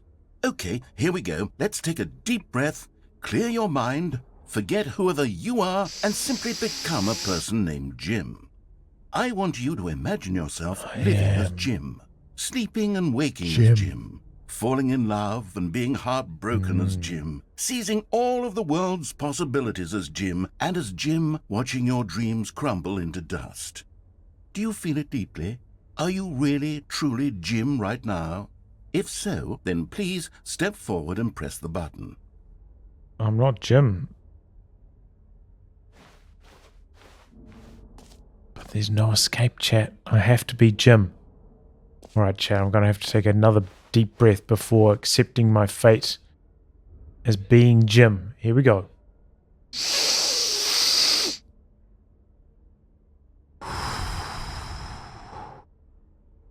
Jim. Yes, you see? What a thrill, what a rush. That was you. The button described you. Do it again, do it again. Jim. Oh, it hits even harder the second time. If this were the only new feature in the Stanley Parable 2, it would still be worth the money. Let's take a break from the Jim button. I'm too emotionally drained from all of this personal validation. Can we get out of here? We can. Thank heavens. Because fuck Jim. That's what I say. I suppose I could allow only people named Jim to play the Stanley Parable 2. That would actually save me the work of finishing this feature. The infinity hole. Let's go check out the infinity hole, chat. Ooh, maybe we'll do the achievement, eh? Free, new, and easy achievement. Let's try that one out. Pull the lever, receive your achievement.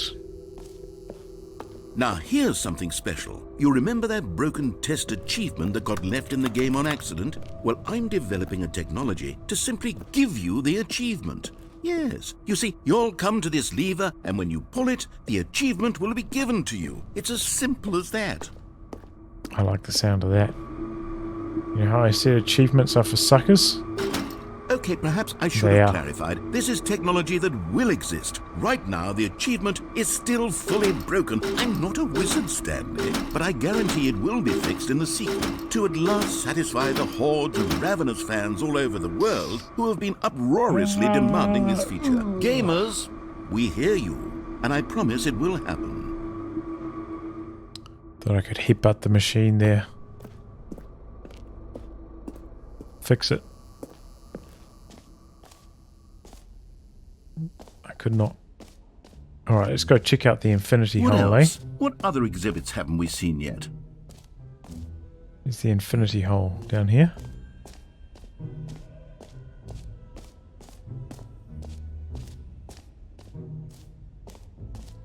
I don't know if I've ever met a Jim in my life.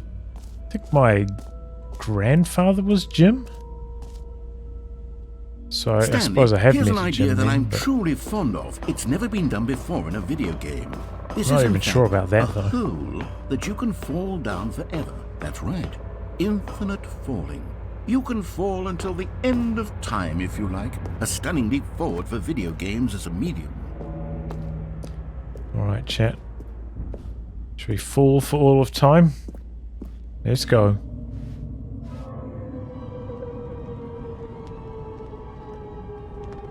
You see, isn't it wonderful? One of my more ingenious concoctions, if I do say so. Now then, since you've gotten to see the infinite Jimmy's not Jim, though, you can is press the it? teleport button to pop back up to the top, and we can continue onward. Alright, chat, I'll give it 30 seconds. Now, I don't mean to be a bummer, but I do recommend you use the teleport button to go back to the top. Maybe do it on the sooner rather than later spectrum of things. Are we going to hit the bottom?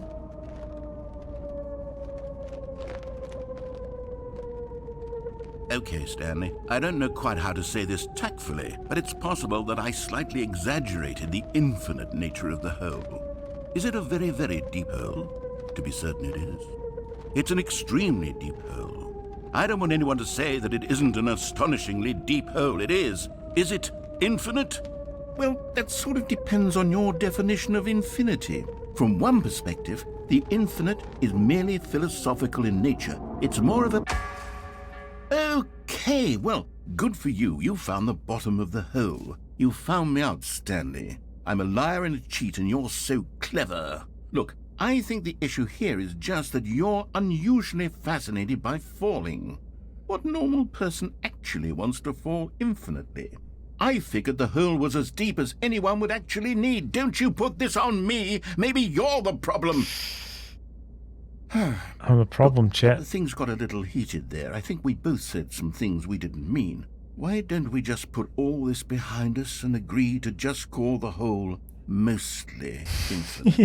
If that works for you, I don't like then being go the ahead problem. and press the teleport button to warp up to the top of the hole and we can move on. I'll just be up here when you're ready. Yeah, this game's pretty funny. What happens if I don't press triangle?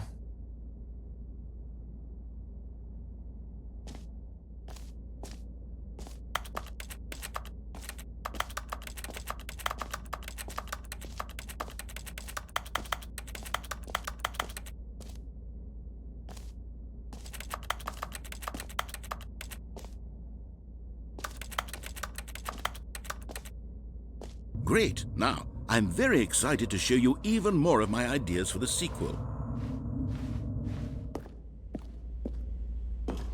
Did that say mostly before?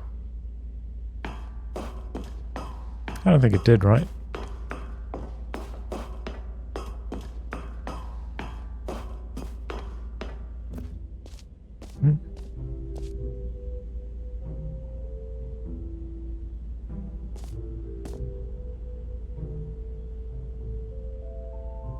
This reminds me a little bit of the Louisiana museum that I went to in Denmark. It's about like 45 minutes out of Copenhagen. Quite a similar looking building to this in some areas. Not with the exposed concrete though, they painted their walls.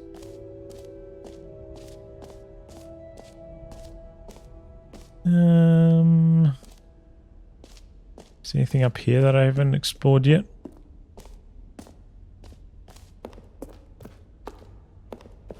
Settings World Champion.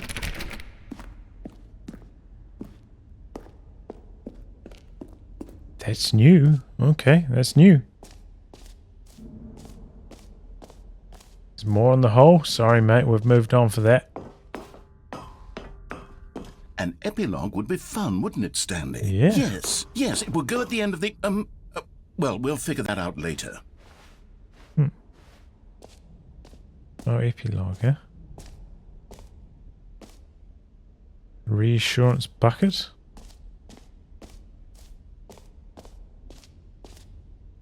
What's through here? No, that's the thing we went through already. The reassurance bucket, please.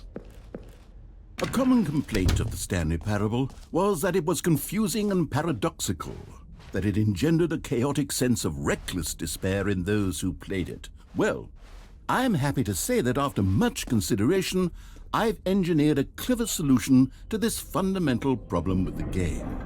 It's the Stanley Parable Reassurance Bucket.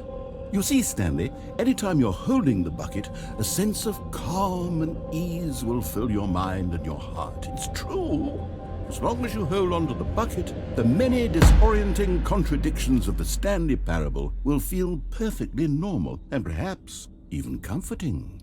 You may even come to long for the gentle embrace of jarring cognitive dissonance while the bucket is in your arms. And to be honest, it's a much more convenient solution for me than actually redesigning the game to be less uncomfortable. Can you imagine what a pain in the ass that would be? Would be pretty annoying. The bucket is the perfect solution. Come on, give it a try. Ooh, here we go, chat. Can you feel it? The glow of comfort, even in the face of crushing despair, must already be sweeping through your body. And in fact, can I say that I do believe the bucket lends you an air of charisma as well? I think that just holding it has made you the slightest bit more attractive as a person. The benefits of the bucket seem to go on, don't they? All this and more await you in the Stanley Parable 2. Nice, I got a bucket now, chat. Lucky me.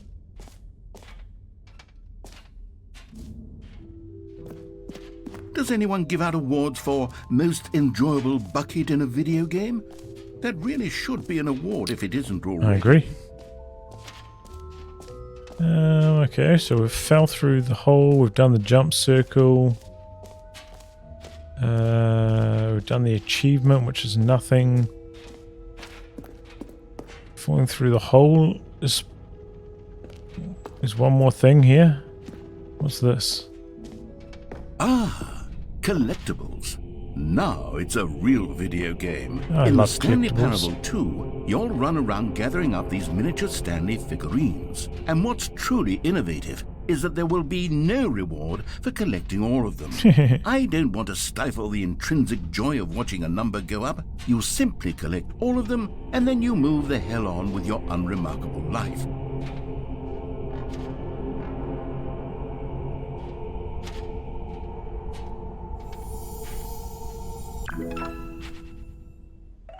Hey! Oh! We got the figurine. God, it really is the worst when you collect everything in a video game and then they give you a big fancy reward for I agree, it. that's Absolutely trash. Who wants tragic. awards?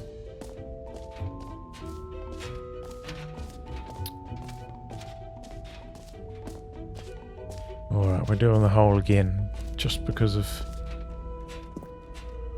certain someone's insistence. Can't fall off that rail, huh? This time we're falling down the hole with a bucket though. It's a completely different game, really. Oh, for heaven. You see, I was right. The problem is you. The problem is that you like holes too much. Not normal. A normal person would have said, yep, that's an infinite hole right there. Goes on forever till the end of time. Don't need to see it all, but not you. Oh, no, no, no, no. You have a weird sort of... Oh. Did the hole seem even shorter to you this time? I couldn't help but feel like you spent a little less time in there than you did before. I mean, admittedly, I didn't make an infinite hole, but I didn't think it was that not infinite. Well, I suppose once again there's nothing to do here. If you decide you've had enough of the hole, you can hit the teleport button and come join me up above. Had enough? I'm positively thrilled. Gosh, how could I have guessed? You're back in the hole.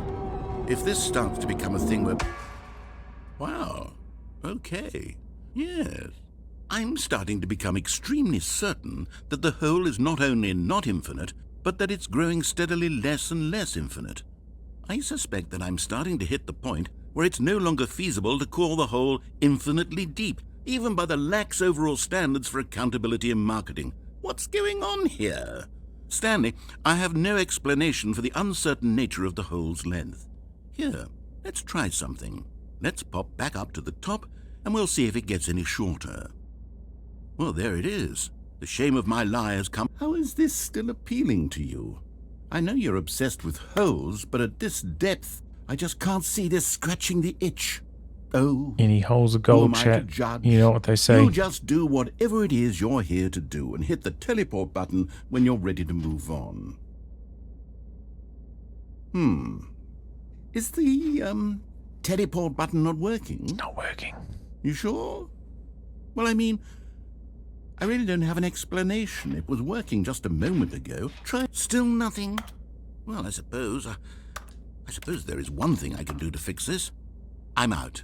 Goodbye, Stanley. You couldn't bear to be away from the hole, and now you'll get more time with it than you could ever have asked for. It's a win for everyone. You get to be with the hole, I get to do literally anything else. Take care, Stanley. I hope you and the hole have a wonderful rest of eternity together.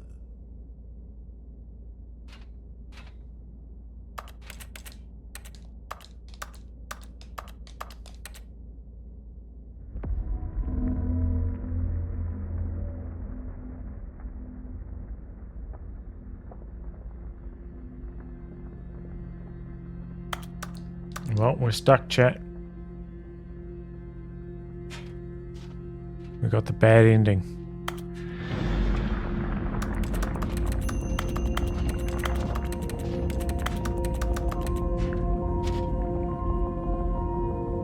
The hole's getting deeper again.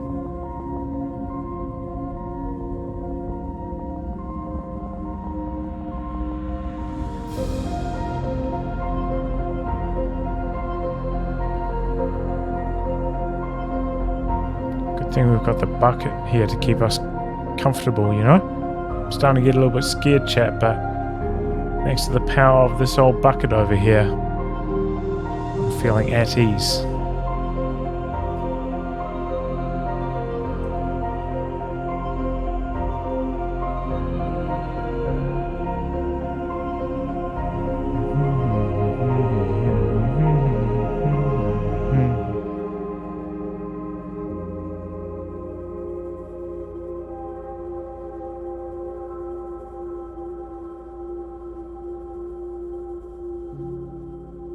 Are we ready?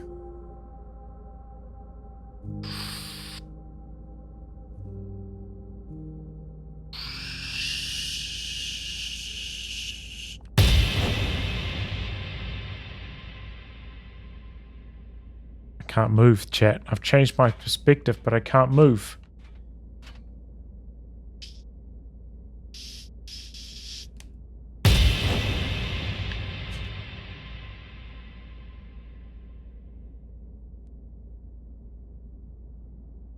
Oh, changed my perception.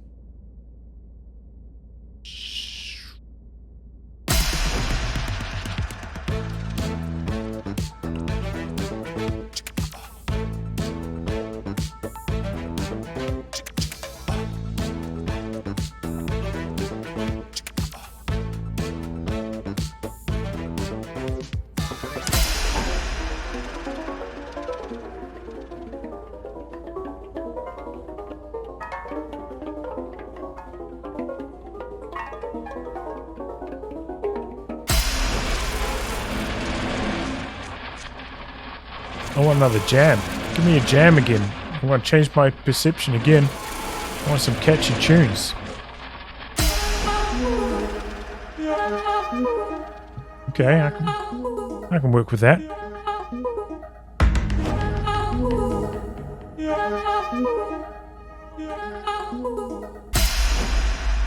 My head's stronger. Now you're no longer using up the space of mine. Oh, I think we're going perspective this time, chat. You're no longer using up the space of mine.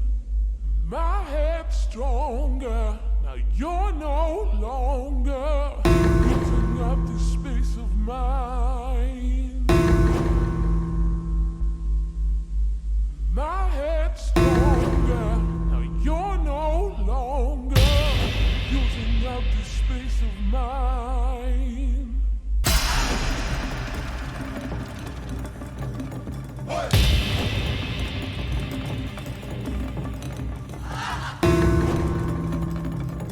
Well, that's definitely me. I'm fucking ripped. Stanley? Stanley? Stanley! Oh, good, you're awake. It seems you had sort of dozed off there, drifting away into dreamland. But we can't have that, Stanley, because this hole is just so darn fascinating that I want you to be wide awake for every second of it. You don't want to miss a single moment. So how about if I just pop in from time to time and wake you up to keep you really, truly focused on the hole? Sounds good to me. From the looks of things, you and I will have many, many years here in this hole. Awesome. And I'm looking forward to all of them. Me too. Stay alert, Stanley. I'll be back. Toodle-pip. Toodle-pip.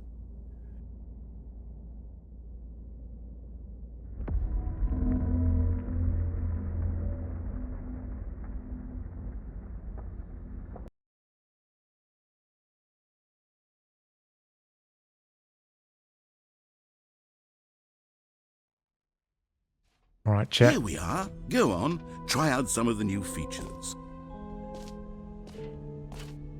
Have we gone in here before?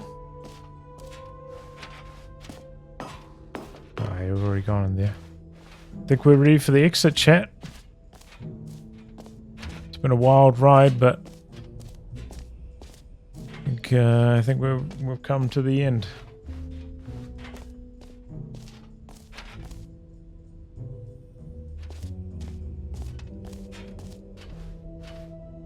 Collectibles, epilogue, office buckets, settings for champion, merch, button, free achievement, this map, jump circle.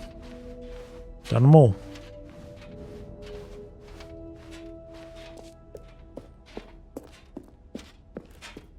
Good thing we got the bucket, chat, because I'm getting scared Have you the seen game might everything be you over. wanted to? Ready to move on now? Yep.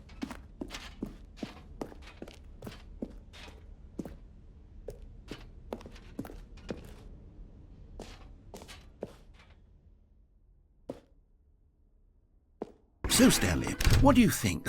Do you like all of the new features? Nah, they yes, suck. I know it's not exactly clear yet how exactly these features will come together as one single coherent video game, but I can feel it in my soul. It's going to work. There's definitely a good game in there somewhere. Say, let's do an experiment. I'll arrange these new features together, and we'll see whether or not it coheres into a meaningful gameplay experience. Okay. Are you ready? Here it is. I give you the Stanley Parable 2. Boom. I mean, there's potential here, right? It's sort of... Okay, never mind. Hold on. Let me do a different arrangement. Okay, yes, this is much better. I feel good about this. Here we go. Version 2. Who am I kidding, Stanley? This isn't a coherent video game at all. It's a lot of gags. I agree. And I do very much enjoy creating gags, but they don't add up to anything. I agree. I wanted more than anything to create a sequel that would capture all the magic of the first game. I wanted fans to love it. No matter how good these gags are, they won't stand on their own. They would need the structure and the gameplay of the original. Wait, maybe that's it. I can take the original Stanley Parable and simply, insert a few of my new features into it. Tastefully, of course. Yeah. With respect. With care for the vision and integrity of the original game. Sounds good. Would it possibly work? I suppose it could. But it would need a really, really tremendous title screen. A title screen that says with bold and uncompromising conviction, "This is the Stanley Parable 2." Let me see if I can whip something up. All right, perfect. Go ahead. Take a look.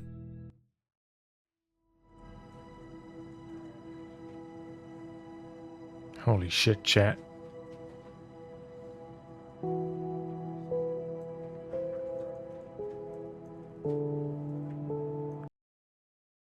Stanley Parable 2.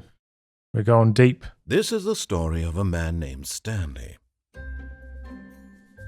Stanley worked for a company in a Hey, big look, the building balloons. where he was employee number 427. Employee number 427's job was simple. He sat at his desk in room 427 and he pushed buttons on a keyboard. Orders came to him through a monitor on his desk, telling him what buttons to... Don't want to sit through that again. Hey. All of his co-workers were gone. Happy What could it 12th mean? birthday, Stanley Stepniece. decided to go to the meeting room. Perhaps he had simply missed a memo.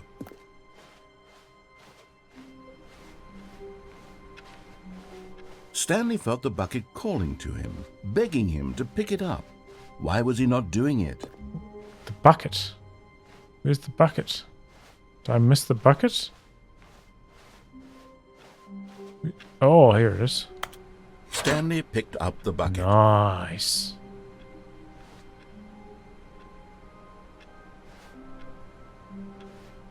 Oh, I feel so much more at ease now, chat. Don't you? Oh, it's so nice having this Stanley bucket. clutched the bucket tightly to his chest and entered the door on his left.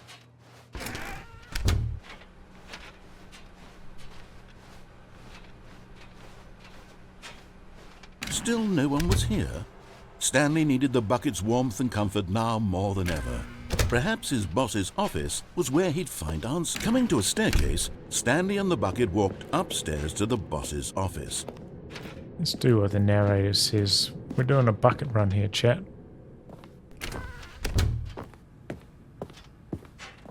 Stepping into his manager's office, Stanley was once again stunned to discover not an indication of any human life. Crushed by the weight of this revelation, Stanley may have broken down into an emotional dumpster fire if not for the soothing presence of the bucket. Even now, in his darkest of hours, did the bucket's warmth and guiding light pierce the dark clouds of confusion and chaos. It would be with him always. The bucket would, and he knew it. The two of them were inseparable. At this point, Stanley was so absorbed in the tender spiritual connection he shared with the bucket that he didn't notice the keypad behind the boss's desk. Nor in his bliss of simply being near the bucket did he have any notion that the PIN number for the keypad was 2845. But Stanley guessed the correct code by sheer luck. Was it that the bucket knew all along? Was the bucket guiding him? Yes, this is certainly the most logical explanation. Hey! You found one of them. One of the miniature Stanley figurines. Remember, no reward for collecting all of these, only the intrinsic pleasure of a job well done. You can't buy that sort of happiness, Stanley. God knows I've tried. So, I implore you to savor each and every moment you come across one of these beautiful figurines. Feels damn good, chat. Feel like $1 million now after that figurine. Feel like I could take over the world. It's cool that they actually re-recorded all these voice lines to include the bucket, though. Thought they The might not elevator have raced done that. downward, plummeting towards an unknown fate. It would be all Stanley could do to keep himself together, if not for the bucket. Soothing him, comforting him, reassuring that in this darkest moment of uncertainty, he would be all right. The bucket is here for you, Stanley. Everything will be fine. Should we go back up? Wait, Stanley said to the bucket. Can we go back up? When I was pressing those keypad buttons, there was something very intriguing about the number 3. I want to go back so I can try pressing the number 3 again. The bucket said nothing. Let's press the number 3, chat.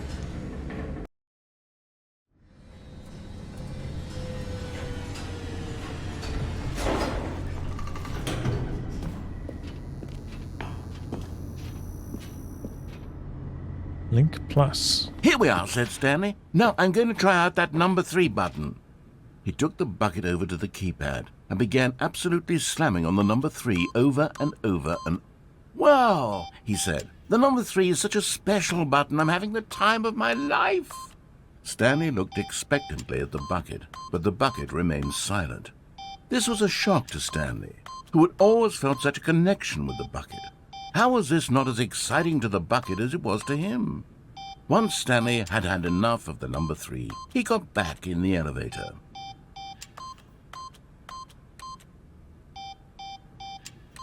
Three, 3, 3, 3. 3, 3, 3, 3. 3, 3, 3, 3.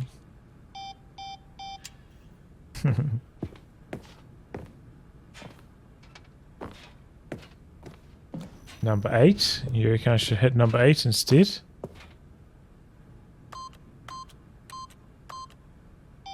Kind of like number 3. Like 2 number 3s. Sandwiched together.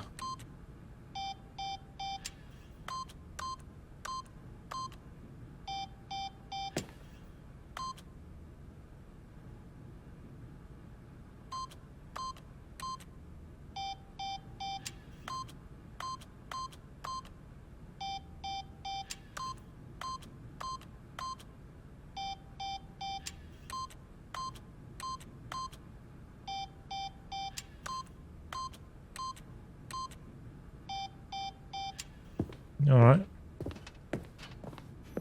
Push some buttons. Back down the elevator we go. Perhaps the bucket had missed something. What are you up to there, Perhaps bucket? it had not seen how much joy Stanley got from slamming the number 3 repeatedly. I love slamming the button number 3. A hint of regret nagged in the back of Stanley's mind. Should he demonstrate the number 3 for the bucket again? Let's do it. Let's go demonstrate the number 3 again. No, said Stanley to the bucket. You can't go on yet. Not till you understand how much the number 3 means to me. You and I have been through so much together, and I just want you to see what I see. It means a lot to me, Bucket, happiness alright? I feel. It means a lot to He me. smiled at the bucket, and the bucket said nothing. Number 3 means a lot. Alright? Here we go. You're going to understand. After this session, you're going to understand why the number 3 means so much to me, alright? Right, Bucket? Let's try this again. Here we go, said Stanley. This time I'll really show you. He ran to the number 3 and began to wail on it like a musician on a beloved instrument, weaving a concerto of truth and passion. He wielded the number 3 like a fine artist would wield a paintbrush. He told stories through the number 3, stories of his dreams and hopes and fears, and the whole time he looked to his bucket for a reaction of some kind. Anything to let him know that the bucket appreciated what he was doing. The bucket conveyed absolutely nothing at all, only silence. Crushed by a wave of dejection, Stanley returned to the elevator.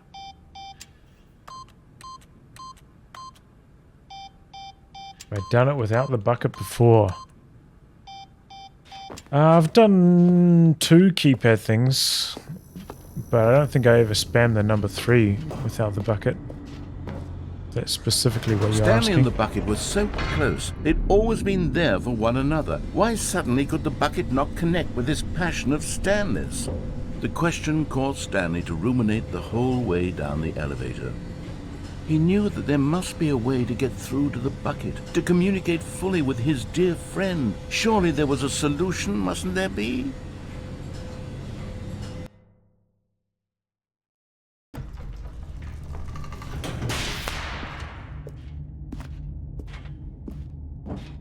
Stanley and the bucket walked straight ahead through the large door that read, Mind Control Facility. Are you going to go with the standard? Mind control facility for the quick ending or escape? Let's go for the standard ending, eh?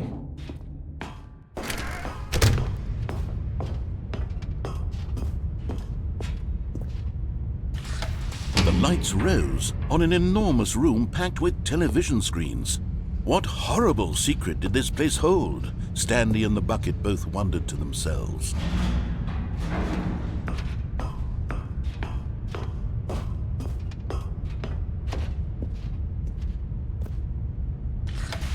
The monitors jumped to life, and Stanley nearly dropped the bucket in shock. Don't want to drop the bucket. Everyone in the office was being videotaped, monitored like guinea pigs. The bucket had never seen anything like this, and it very nearly burst into tears as Stanley cradled it gently, Hold tight, reassuring bucket. it that everything would be fine. Don't lose hope, alright, bucket? Don't lose hope. Was the bucket under the mind control facility's influence as well? Had the bucket been told to do things it didn't wish to do? What kinds of things does a bucket want to do or not want to do in the first place? You guys see any buckets in these questions videos? raced furiously in Stanley's feeble mind. No! He screamed into the bucket. He couldn't accept it. His own life in someone else's control. Never! He squeezed the bucket tighter. His one friend in the entire world. At this point, he could trust no one except for the bucket.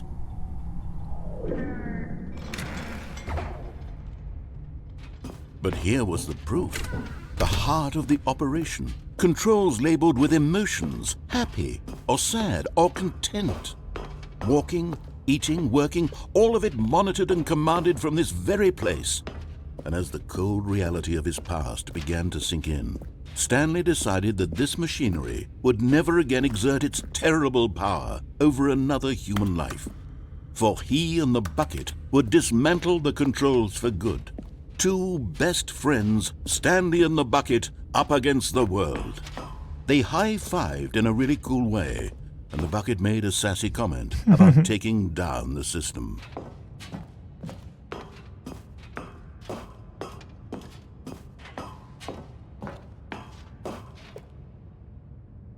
But at the last second, the bucket jumped in and pressed the button to turn on the controls. Stanley gasped in horror. Had this been the bucket's plan all along? To take over the machine and claim the power for itself? Not the How could bucket. the bucket have betrayed him like this? How dare Stanley you, was bucket? prepared to No, throw the you are bucket my away in only disgust friend. when suddenly an image appeared upon the enormous screen. Birds. Silly birds. The control buttons became active again. Silly birds, aren't they? These are some silly old birds. Let's go with this one on the left. Ooh. Let's try that Stanley on the left flipped again. through one video of silly birds after another, and then this it one. dawned on him. This wasn't a mind control facility at all. It was a facility for monitoring and surveilling silly birds that's all nice. over the world. The mind controls were only a facade to disguise its true intentions. Had the bucket known this all along? Thank you, bucket. Stanley marveled at the metal genius in his hands, the one who had pointed him towards this incredible discovery. Incredible. Stanley and the bucket never found freedom because they spent the rest of their lives here in this place, flipping Life through live philosophy. streams of the silliest birds imaginable. Of all the possible paths his life could have taken, this one was surely the best. And Stanley was happy. Got me, some birds, the bucket. What more could a man ask for?